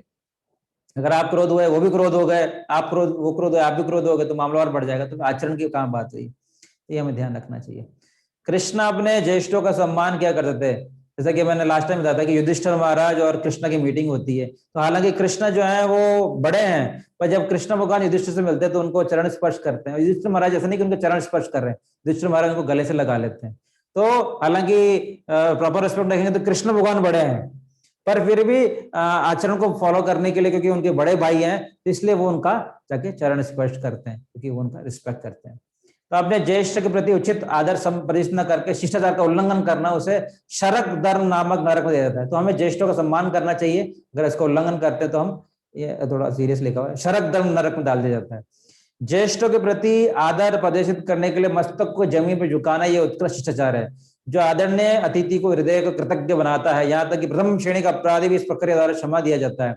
सभी ऋषियों तथा राजाओं के द्वारा आदरणीय होने के उपरांत भी किसी भी तरह अपराध से बचने के लिए राजा परीक्षित ने सभी ज्येष्ठों का विनम्र स्वागत किया। तो बोलते हैं कि मान लो कोई वैष्णव आपसे नाराज भी हो गया तो उनको जाके प्रणाम कर लीजिए, वो आपको माफ कर देंगे। उनको बोलिए वांछा कल्पत्रु भेच्छा कृपा सिंधु वेव च पतिता नाम पावनेभ्यो वैष्णवेभ्यो नमो नमः। वैष्णव बहुत कृपालु होते हैं, आपको क्षमा कर देंगे।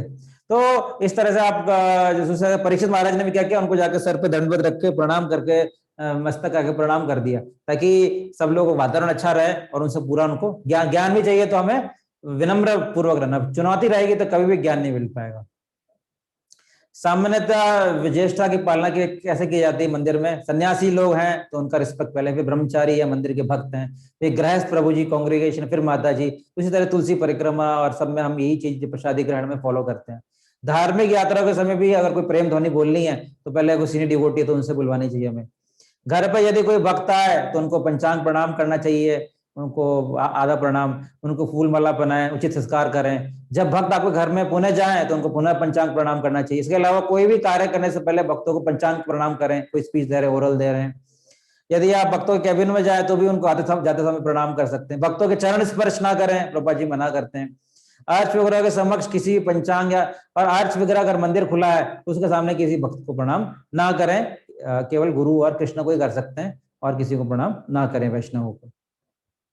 अपने कोई बराबर के, आप जैसे सब लोग एक साथ दीक्षा ले रहे हैं, आप लोग सेम बैच के हो गए, आपके बराबर के लोगों को है तो उनसे फ्रेंडशिप डेवलप करिए, उनकी भी सहायता करिए, उनको भी डिस्कस करिए। आज अपने क्लास में ही सीखा, उनको भी, किसी को मोटिवेशन करिए। अगर कोई भक्ति में जा रहा है तो उसको मोटिवेट करिए, उसको भक्ति में प्रेरित करिए।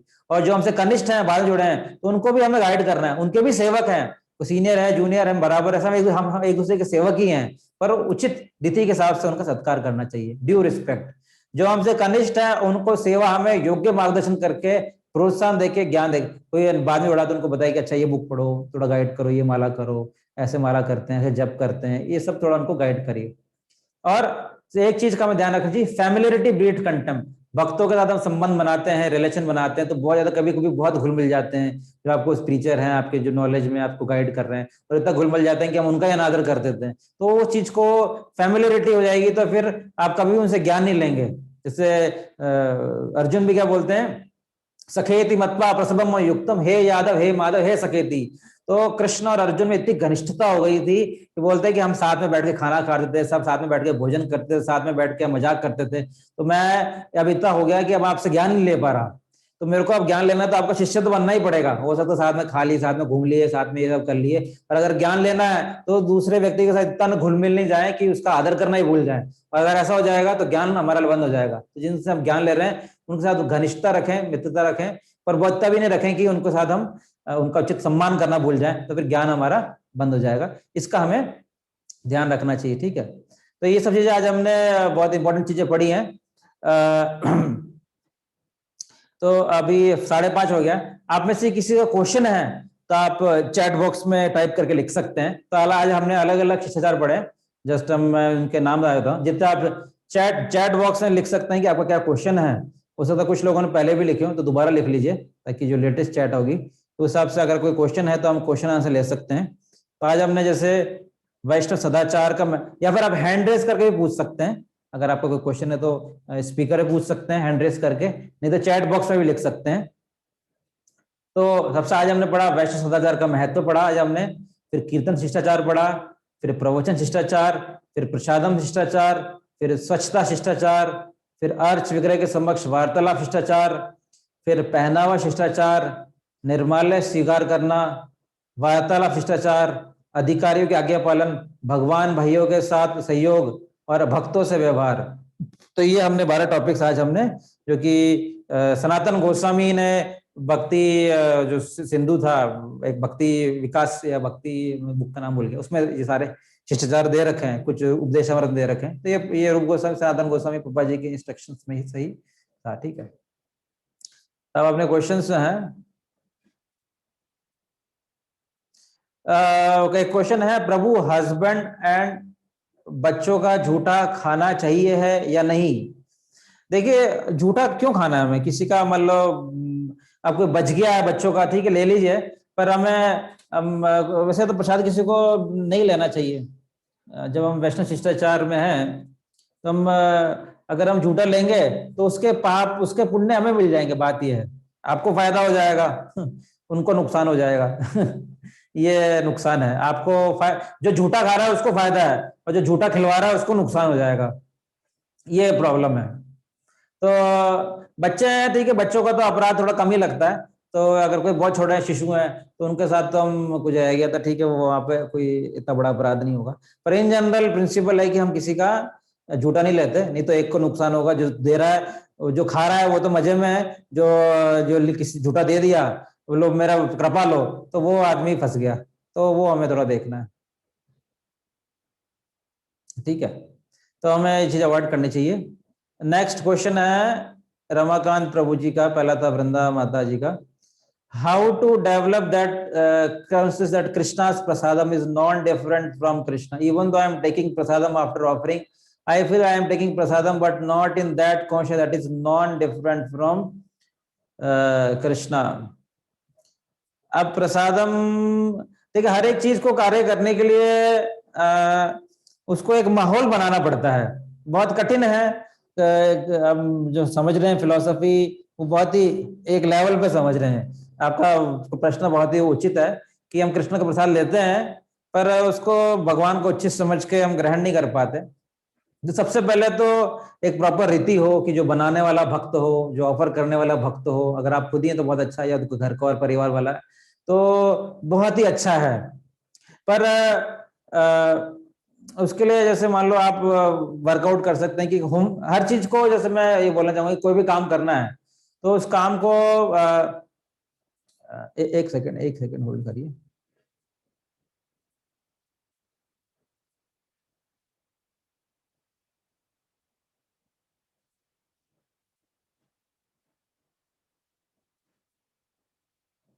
हाँ, एक सेकंड। हाँ, तो क्वेश्चन ये पूछा जा रहा है कि प्रसादम जो ले रहे हैं हम, तो प्रसादम को हम कैसे एकदम प्रसाद जैसे लें? तो उसके लिए जैसे मान लो आप एक अभी तो हमने क्लास में लिखी थी कि उसके लिए एक ऑब्जेक्ट बनाइए। उसके लिए आप क्या करें, उसके लिए एक गोल बनाइए कि मेरे को प्रसाद को ऐसे लेना है। एक तो है कि आप नारद जी की स्टोरी पढ़ सकते हैं, नारद जी ने कैसे वो साधुओं का झूठा खाया और वो क्या बन गए, महान वैष्णव बन गए, एक भक्तों का झूठा खाने से ही। तो वो प्रसाद की ग्लोरीज कम नहीं है। सताम प्रसंगम वीर संविद, भक्तों के साथ लेंगे तो हमें और वो फीलिंग आएगी। जब वो भक्त खूब सारे वैष्णव हो या घर में कहीं एसोसिएशन हो तो वहां कोशिश करेगी ज्यादा से ज्यादा लोगों के साथ बैठ के या ऐसे वैष्णव के साथ लेके, क्योंकि उसका एक माहौल होता है। फिर दूसरा है कि ऐसे आप कुछ स्टोरीज पढ़िए, जैसे नारद जी थे, नारद जी ने क्या किया, केवल प्रसाद खाया और प्रसाद खाने से ही भक्त बन गए। तो प्रसाद में पोटेंसी तो है ही, प्रसाद जो है वो कृष्ण से अंतर नहीं है, क्योंकि आप कृष्ण का संपर्क करेंगे, कृष्ण का प्रसाद खाएंगे तभी शुद्ध हो रहे हैं। तो नारद जी कैसे शुद्ध हुए? और जैसे मैंने बताया कि एक इस्कॉन भी क्या है, किचन रिलीजन है। किचन रिलीजन, किचन रिलीजन का अर्थ क्या हो गया कि बहुत इंपॉर्टेंट है कि प्रभुपाद ने पूरा मूवमेंट प्रसाद से ही बनाया है। प्रभुपाद जी क्लास में बैठते थे और क्लास में बैठने के बाद लोगों को रसगुल्ला बांटते थे। लेक्चर हो गया, लेक्चर में बोर हो गए, रसगुल्ला खाओ, फिर वो बैठ के तो केवल प्रसाद लेते लेते प्रभुपाद बोल रहे हैं कोर्ट में कि किसी ने कुछ भी नहीं किया हो पर प्रसाद लिया हो तो भी वो डिवोटी बन सकता है। कुछ खाया हो, चलो टाइम पास बैठा हो, पर फिर भी तो प्रसाद की ग्लोरीज कोई कम नहीं है।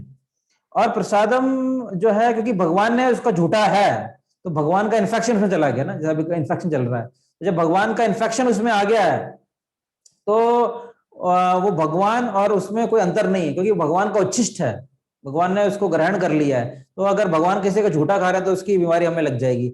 उसी तरह से ये भगवान का ने उसको ग्रहण कर लिया है, गॉड लॉर्ड हैज ईटन, अगर आपने प्रेम से खिलाया, अगर भगवान ने खा लिया तो उस वो कृष्ण के बराबर ही हो जाएगा। तो इस तरह से कुछ आप प्रसादम की, नारद जी की स्टोरी पढ़ी है या और भी कोई भागवतम से प्रसादम से जुड़ी हुई कोई स्टोरी है, तो वो पढ़ने से आपका ये आप फील करेंगे। ठीक है, बाकी प्रसादम लेते समय इधर उधर का ध्यान न लगाएं, बुक पढ़ें या टीवी नहीं देखें, तो वो चीजें भी इंपॉर्टेंट है। सीनियर ड्यूटी अगर क्लियर नहीं कर रहे हो उन्होंने से कोई सर्विस का मैटर, ऐसा मैटर जो इम्पोर्टेंट हो हमारे लिए, जो कि इंस्टीट्यूशन की रेपुटेशन से रिलेटेड हो, तो ऐसे केस में क्या हायर अथॉरिटी के पास जा सकते हैं? प्रभु बहुत टिपिकल क्वेश्चन पूछते हैं। ठीक है, ठीक है, आप कोशिश करिए जिन प्रभु से टच में उनसे बात करिए, आप जो भी जिस भक्त के टच में उनसे बात करने की कोशिश करिए, और आप और दूसरे डिवोटी से बात करिए, और भी डिवोटी से उनसे बात करने की कोशिश करिए और फिर उसको मैटर को क्लियर करिए। हमें हर चीज जैसे सुधारने की जरूरत नहीं है, हम हमारा फर्स्ट टारगेट है कि हम खुद ही थोड़ा इम्प्रूव हो जाए। कमियां सब जगह होती हैं, प्लस भी होता है माइनस भी होता है, इंस्टीट्यूशन में भी प्लस होता है माइनस होता है। हम इन चीजों में बहुत ज्यादा इन पे हम दिमाग लगाएंगे तो हमारा भक्ति कम हो जाएगा। तो और फिर है तो आप जाके आप डिस्कस करिए, आप जिनको भी जानते हैं आप डिस्कस, जो आपको मार्क पकड़ना पकड़िए, अपने डाउट को क्लियर करने की कोशिश करिए। What is the order of offering items during deity worship and mood with respect to each deity? Jitendra कर रहा, तो वो हमने शायद लास्ट क्लास में बताया भी था, आप अपनी थर्ड वाली में दे सकते हैं। इससे सिंपल सा है कि पहले अगरबत्ती, फिर दीप, फिर शंख और फिर रुमाल, फिर उसके बाद आप अपना पुष्प और चावल और व्यंजन, ये ऑर्डर है, 7-7 बार हम करते हैं। एंड मूड, तो डीटी जो है वो नॉन डिफरेंट फ्रॉम कृष्णा है, जैसे साक्षी गोपाल है, उडुपी कृष्णा है, डीटी तो बहुत इंपॉर्टेंट है, deity is very equal to Krishna. तो वही डीटी के साथ हमने भाव देख लिया कि deity is a manifestation of Krishna. तो कृष्णा जो है वो डीटी के रूप में आए हैं, कृष्णा और कृष्णा की डीटी में कोई अंतर नहीं है, भगवान वो रूप लेके आ गए हैं। तो आपको उसको प्रॉपरली रिस्पेक्ट करना है, उसको वर्शिप करना है, उसको भोग लगाना है, उसके सामने संकीर्तन करना है, उसकी परिक्रमा लगानी है, उसका अभिषेक करना है। तो इस तरह से हम विद लव एंड डिवोशन को भगवान को एक्सेप्ट करेंगे, ऑफर करेंगे तो भगवान एक्सेप्ट करेंगे। तो मेन मूड क्या है? लव एंड डिवोशन है। भक्त्या माम अभिजानती या पत्रम पुष्पम यो मैं भक्त्या प्रचलित, तो मेन है कि डिवोशन से ही हम भगवान को खुश कर सकते हैं। द्वैताचार्य ने क्या किया? तुलसी और शालिग्राम विद डिवोशन ऑफर के चैतन्य खुद अवतरित हो गए। लव एंड डिवोशन ही एक मूड है, बाकी क्लीननेस रखनी, साफ सफाई रखनी है। प्रसादम के टाइम डिवोटी प्रपात के भागवतम लेक्चर क्यों सुनते हैं? प्रसादम के टाइम डिवोटी प्रपात के भागवतम लेक्चर क्यों सुनते हैं? तो ये तो ऐसे अच्छी बात है ना, आप कुछ भगवान का कथा जान रहा है तो हमें इसको सुनना चाहिए। कथा सुनने में कोई बुराई नहीं है, भगवान से जुड़ी चर्चा। ज्यादा वार्तालाप ना करें, प्रजल्प ना करें, और ये तो सुनेंगे तो अच्छी चेतना के साथ जाएगा। या तो उसको सोचते सिंगल भी ले सकते हैं कि हाँ भी प्रसाद जा रहा है मन में, प्रसाद ग्रहण कर रहे हैं तो प्रसादम के बारे में सोच सकते हैं, नहीं तो भागवतम सुन सकते हैं, उसमें कोई बुराई नहीं है। चैतन्य चरितमृत सुन सकते हैं, अच्छी बात है तो। ठीक है, और कोई क्वेश्चन? तो अभी इतने ही क्वेश्चन थे, हैंड रेज कर सकते हैं आप अगर कोई किसी का क्वेश्चन है तो। हम एक हैंड रेज कर सकते हैं। राहुल प्रभु का एक क्वेश्चन है। राहुल प्रभु बताइए, बोलिए। हरे कृष्णा प्रभु। हरे कृष्णा प्रभु, धन्यवाद, प्रणाम। आपको आवाज आ रही प्रभु? हाँ मेरे को आ रही है, दंडवत। प्रभु ये पूछना था, जब कभी हम ट्रेवल करते हैं, मतलब हमारी कुछ रोज का शेड्यूल होता है, सुबह मंगला आरती अटेंड करने का और वो पूरा फॉलो करने का, और जब हम अपने पेरेंट्स के घर जाते हैं तो एक तरह से फॉलो तो हमको सारा करना चाहिए, लेकिन घर वाले पेरेंट्स तो तुलसी आरती नहीं करते हैं, ऐसे मंगला आरती भी आधा घंटे की ऐसे नहीं करते हैं, और सुबह वो नहीं करते हैं, और ट्रैवल करते समय भी हम मंगला आरती कैसे करें? मतलब मैं यही पूछना था कि वहां पर जब हम जाएं, अपने घर पे जाएं, तो इस शेड्यूल को कैसे फॉलो करें, या नहीं, फिर क्या करना चाहिए उस समय? अच्छा एक तो है ट्रैवल के समय, आप ट्रैवल के समय पूछ रहे हैं या घर पे पूछ रहे हैं? दोनों जगह पूछ रहे हैं? दोनों केस में। देखिए, अगर आप ट्रैवल कर रहे हैं तो जैसे अभी हमने कुछ गिफ्ट भी दिए थे बुक मैराथन में। एक फ्रेम आता है, या तो आप मोबाइल में कोई फ्रेम रख सकते हैं, नहीं तो हमने बुक मैराथन में गिफ्ट दिए थे, इसमें एक ही फ्रेम में सारे फ्रेम थे। कृष्ण बलराम का भी फ्रेम था, प्रभुपाद जी का भी था। मतलब आपको खूब सारे फ्रेम की जरूरत नहीं है, प्रभुपाद जी का, पंचतत्व का, षट गोस्वामी का, एक ही में ही सारा फ्रेम था।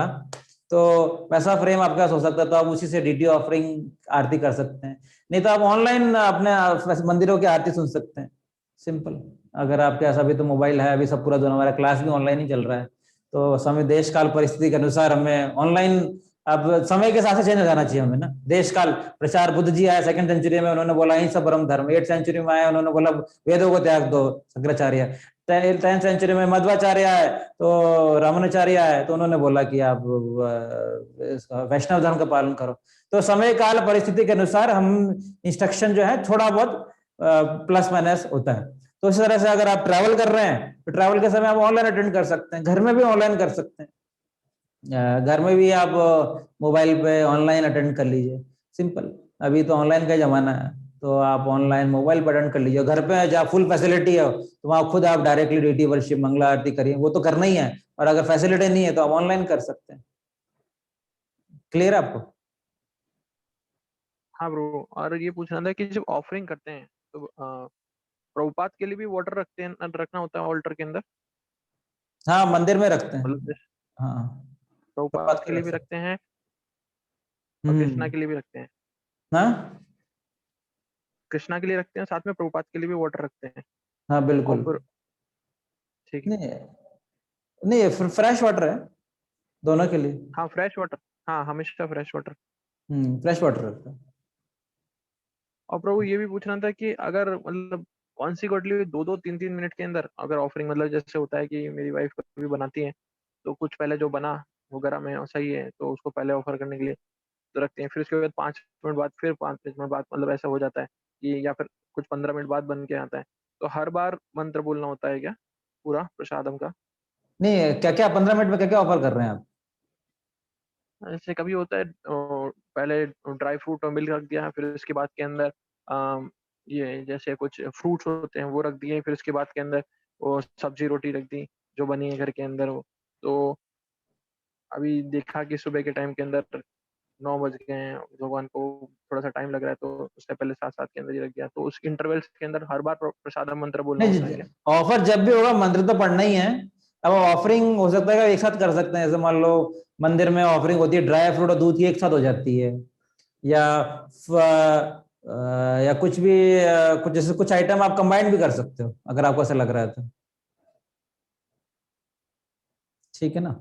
आप कंबाइंड ठीक करके, है। हम आपको लग रहा है कि जब भी ऑफरिंग कर रहे हैं तो मंत्र तो पढ़ना ही है, वो तो आवश्यकता है ही। आप अपने ऑफरिंग, नंबर ऑफ ऑफरिंग जो कर रहे हैं, वो जो रोटी सब्जी हो गई और फ्रूट्स हो गई, उसका भोग साथ में लगा सकते हैं, या ड्राई फ्रूट्स के साथ में लगा सकते हैं। तो आप जो नंबर ऑफ ऑफरिंग्स कर रहे हैं वो रिड्यूस कर सकते हैं।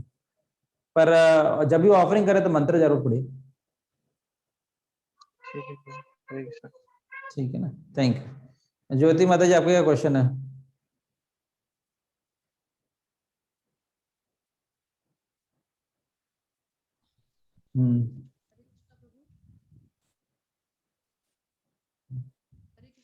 हाँ ज्योति माता जी पूछिए। आपकी आवाज नहीं आ रही, आप अपने आप को अनम्यूट करिए उधर से।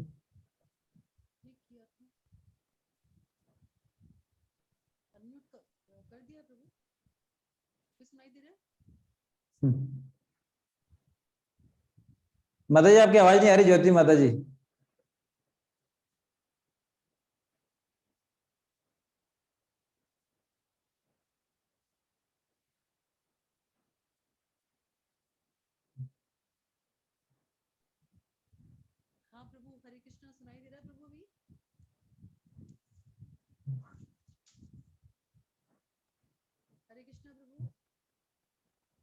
माता जी आपकी आवाज नहीं आ रही। अनम्यूट तो कर दिया मैंने आपको, वहां से आपका शायद माइक ऑन नहीं है।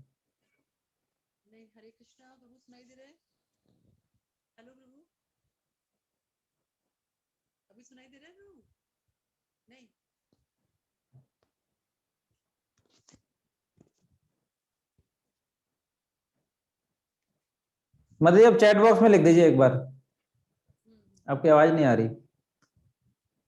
और किसी को क्वेश्चन है तो हैंड रेज कर सकते हैं, चैट बॉक्स में लिख सकते हैं।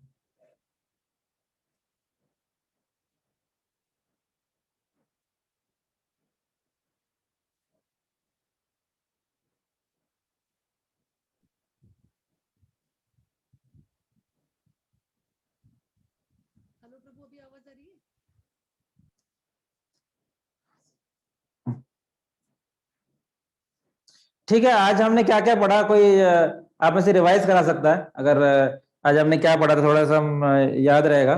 ठीक है, और एक दो चीजें और हैं कि जैसे आप ऑनलाइन साधना भरते रहिए ना, ऑनलाइन साधना का जो आपका लिंक है उसको भरते रहिए, और जो ओरल्स हैं, श्लोकाज हैं, वो याद कर लीजिए, क्योंकि वो एंड में कभी आपसे पूछे जा सकते हैं।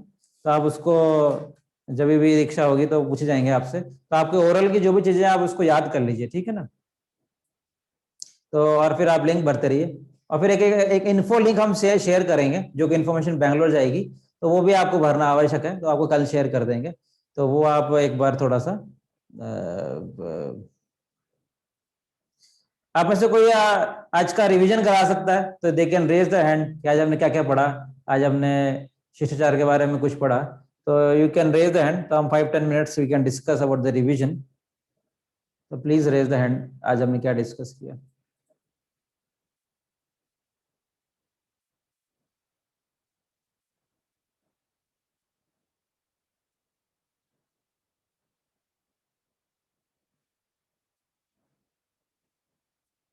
अंजनी प्रभु आप बताइए, अंजनी प्रभु।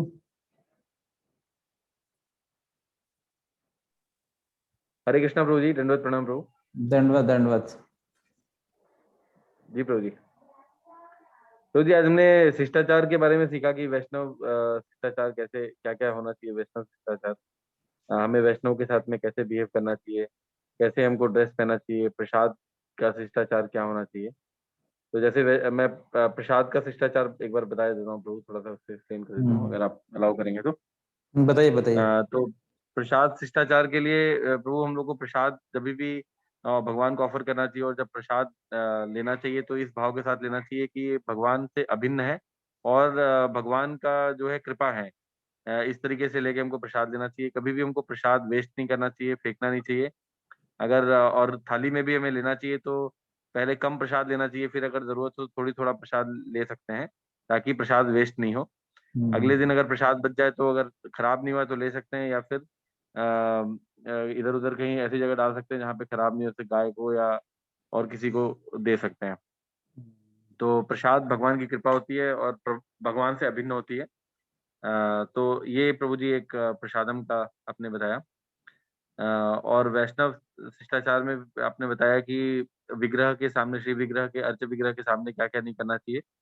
तो वो भी अगर प्रभु आप बोलेंगे तो मैं बताऊंगा। बताइए बताइए।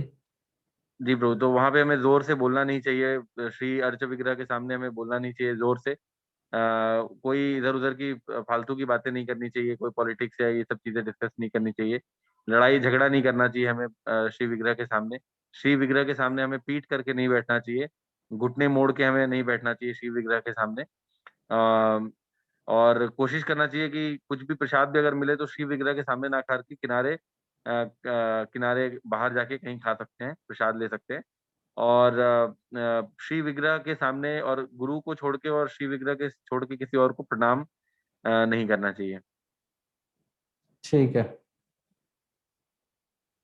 प्रशांत प्रभु जी। जी आपने ओके, ठीक है, मैं और किसी हरे को कृष्ण। बोलता हूँ। प्रशांत जी आप बताइए, प्रशांत जी।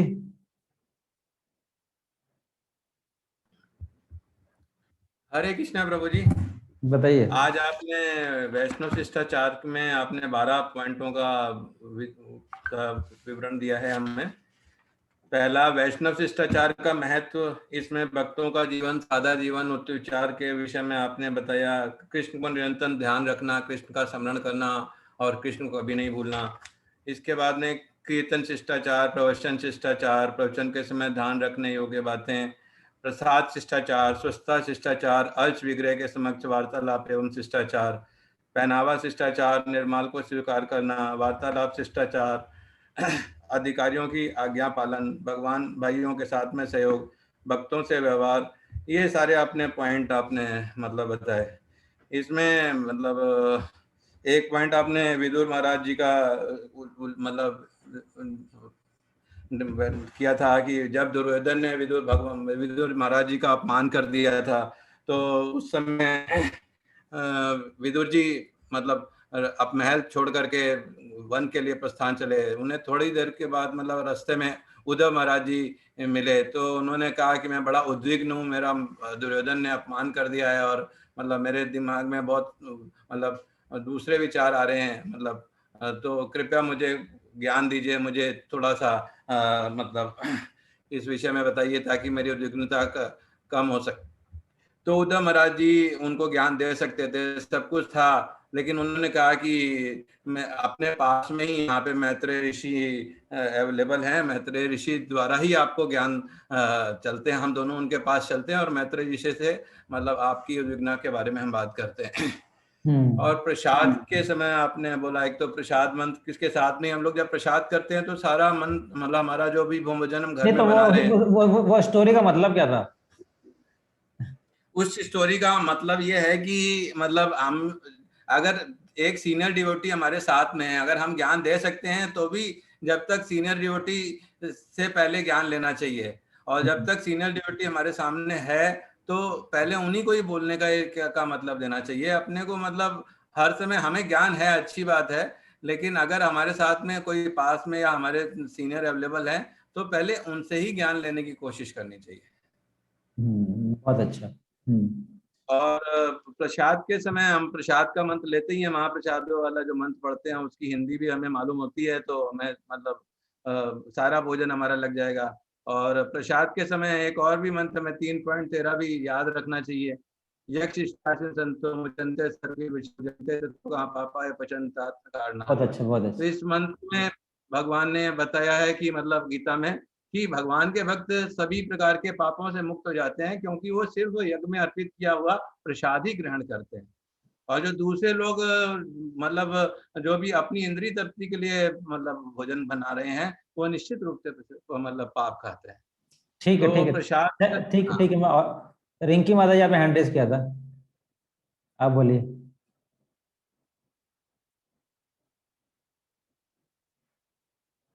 रिंकी माता जी बोलिए। हरे कृष्णा प्रभु, दंडवत प्रणाम। थोड़ा जोर से बोलिए। हाँ। हाँ, हरे कृष्णा प्रभु। हाँ, हरे कृष्णा। आपने षष्ठ गोस्वामी के बारे में बताया, जैसे चैतन्य महाप्रभु ने सनातन प्रभु को और ये सब षष्ठ गोस्वामी को बताया था कि आप वृंदावन की उद्धार, वृंदावन के पूरा जो लुप्त हो गया था वृंदावन को, उसको पूरा वापिस से किया सारा षष्ठ गोस्वामियों ने। उन्होंने अपने अध्ययन के द्वारा बताया और किताबें लिखी रूप गोस्वामी और सनातन गोस्वामी ने, और वृंदावन की लीलाओं स्थली को खोजा, पूरा स्थल मतलब जो अपन जाते हैं राधा कुंड, श्याम कुंड और ये मानसी गंगार और वृंदावन की जो लीला है सारी, उस और जितने भी विग्रह जो मंदिर बने वो सब रूप गोस्वामी ने गोविंद देव जी बनाए, और ये सनातन गोस्वामी ने मदन मोहन जी का मंदिर, और ऐसे मतलब सारे विग्रह ने जीव गोस्वामी का, तो वो बताया आपने। और मतलब आचरण वैष्णवों को कैसा आचरण करना चाहिए, उन्होंने अपने ऊपर करके बताया कि वैष्णवों को कैसा आचरण करना चाहिए। और तो बस ये षष्ठ गोस्वामी ने मतलब सारा आपने ये षष्ठ गोस्वामी के बारे में बताया कि रूप गोस्वामी, सनातन गोस्वामी, जीव गोस्वामी, रघुनाथ दास, रघुनाथ भट्ट, गोपाल भट्ट गोस्वामी। बहुत अच्छा माता जी, बहुत अच्छा। ठीक है, थैंक यू। ज्योति माता जी, आपने क्वेश्चन पूछा था कि we are soul not body, so our focus should be on cleansing of soul और बॉडी मोर। क्वेश्चन ये पूछा ज्योति माता जी ने कि हम आत्मा सोल हैं, आत्मा शरीर नहीं है, तो हमारा फोकस आत्मा पे होना चाहिए, शरीर पे होना चाहिए। तो जैसे अभी सिंपल सा है इसका आंसर कि हमारा बॉडी और सोल दोनों जुड़ा हुआ है। अभी कोरोना आ गया तो ऐसा तो है नहीं कि हम चलो मंदिर चले गए, घूमने चले गए, बाहर चले गए, तो बॉडी का भी प्रॉपर टेक केयर रखना पड़ेगा, नहीं तो we will infected and we will have to lose our life. तो अभी जैसे कोरोना स्प्रेड हो रहा है तो we to take all proper procedures, या जो भी मेडिकेशंस हैं, या अगर वैक्सीनेशन है तो जैसे डॉक्टर्स रिकमेंड कर रहे हैं, तो हमारे बॉडी का भी प्रॉपर टेक केयर रखना पड़ेगा। ऐसा नहीं कि हम हवा में सारे रूल्स जो है वो उड़ गए। तो हम सोल हैं, पर ऐसा नहीं कि बॉडी बहुत इंट्रिंसिकली हमारे कनेक्टेड है। तो ऐसा नहीं कि जैसे बॉडी को हमें भोजन देना ही देना है, ऐसा नहीं कि बॉडी को हम भोजन देना बंद कर देंगे, या बॉडी के कार्य करना या एक्सरसाइज करना या वॉट एवर जो भी है, हम बॉडी के कार्य तो सारे करेंगे ना, भोजन करना है, स्नान करना है। तो इस तरह से प्रभुपा जी बोल रहे दोनों इंटरनल क्लीननेस, एक्सटर्नल क्लीननेस दोनों इंपॉर्टेंट है। फिर प्रभुपा जी कई बार कोर्ट में बोलते हैं कि Krishna has given you the body and this body belongs to Krishna, so take care of this body very nicely. तो इस बॉडी का बहुत ज्यादा अच्छे से टेक केयर करिए, क्योंकि इस बॉडी का यूज करके हम भगवत धाम जा सकते हैं। तो अगर बॉडी फिट नहीं है, फाइन नहीं है, मान लो किसी को कोविड हो गया, लंग्स में प्रॉब्लम हो गई, तो वो व्यक्ति कैसे भजन कर पाएगा, कैसे कीर्तन कर पाएगा। तो बॉडी का भी टेक केयर भी वेरी इंपॉर्टेंट है। ऐसा नहीं कि उसको नेग्लेक्ट नहीं कर सकते, और उसके लिए जो करेक्टिव स्टेप्स है वो हमें लेने हैं। पर we depend on the Krishna, we will do our duty कर्मण्यवाधिकारस्ते and depend on Krishna. Body के लिए भी अच्छी हम एक्टिविटी करेंगे, बॉडी को भी प्रोटेक्ट करेंगे, बॉडी को भी जो मेडिकेशन चाहिए या बॉडी का जो भी स्नान है, ऐसा नहीं कि हमको जड़ योग नहीं कर रहे कि सब कुछ छोड़ छाड़ कर बॉडी पे पूरा ध्यान नहीं दे रहे। वो एक योग अलग होता है, हमारा योग वो नहीं, हमारा योग भक्ति योग है। तो भक्ति योग में बॉडी भी भगवान की सेवा में लगेगी, बॉडी से ही हम भगवान तक जा सकते हैं, बिना बॉडी के हम भगवान के पास नहीं आ सकते। तो इसी बॉडी में ही हमें तो हमें बॉडी का पूरा यूज करना है, तो बॉडी को भी टेक केयर रखना है। ऐसा नहीं कि बॉडी नहीं है तो सोल दोनों कनेक्टेड है। मनोज जी आपने हैंड रेस किया था, मनोज जी क्या बोल रहे हैं, बोलिए मनोज जी, आपको अनम्यूट कर दिया।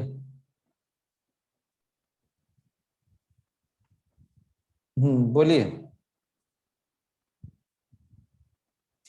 मनोज जी, आपकी आवाज नहीं। हाँ बताइए। आवाज आ रही फिर? हाँ आ रही। प्रभु ये तो वस्त्र के बारे में बता रहा था, वस्त्र शिष्टाचार के बारे में बताया था। जो वस्त्र पहनने का शिष्टाचार है ना, उसके बारे में बताया था आपने। आप बताइए। आपने बताया था कि अभी हमारी दीक्षा क्लास चल रही है, तो दीक्षा लेने वाले हैं, तो हमको पहनने का शिष्टाचार किस तरीका का होना चाहिए, मंदिर में आ रहे हैं तो किस तरीका ड्रेस वगैरह, तो सही तरीका से धोती कुर्ते पहनने चाहिए, और ज्यादा हाई वो शौक श्रृंगार नहीं करना चाहिए, वैष्णव तिलक लगाना चाहिए, और इसी तरीका से आपने बताया था माता जियों को ज्यादा सिर पे ढकना चाहिए, सिर ढकना रहना चाहिए, इसी तरीका से बताया था। बहुत अच्छा। हाँ ठीक है, बहुत अच्छा, थैंक यू। ठीक है, तो उम्मीद है आप अभी हर क्लासेस जो है 3 संडे तक, मतलब आगे 2-3 संडे, सैटरडे भी रहेगी, संडे भी रहेगी, और साधना का लिंक आप भरते रहिए और क्लासेस में रेगुलर आते रहिए। बाकी फिर नेक्स्ट अपडेट आपको मिलती रहेगी, ग्रुप्स में सारी इन्फॉर्मेशन आई जाती है। ठीक है, तो thank you all. Hare Krishna.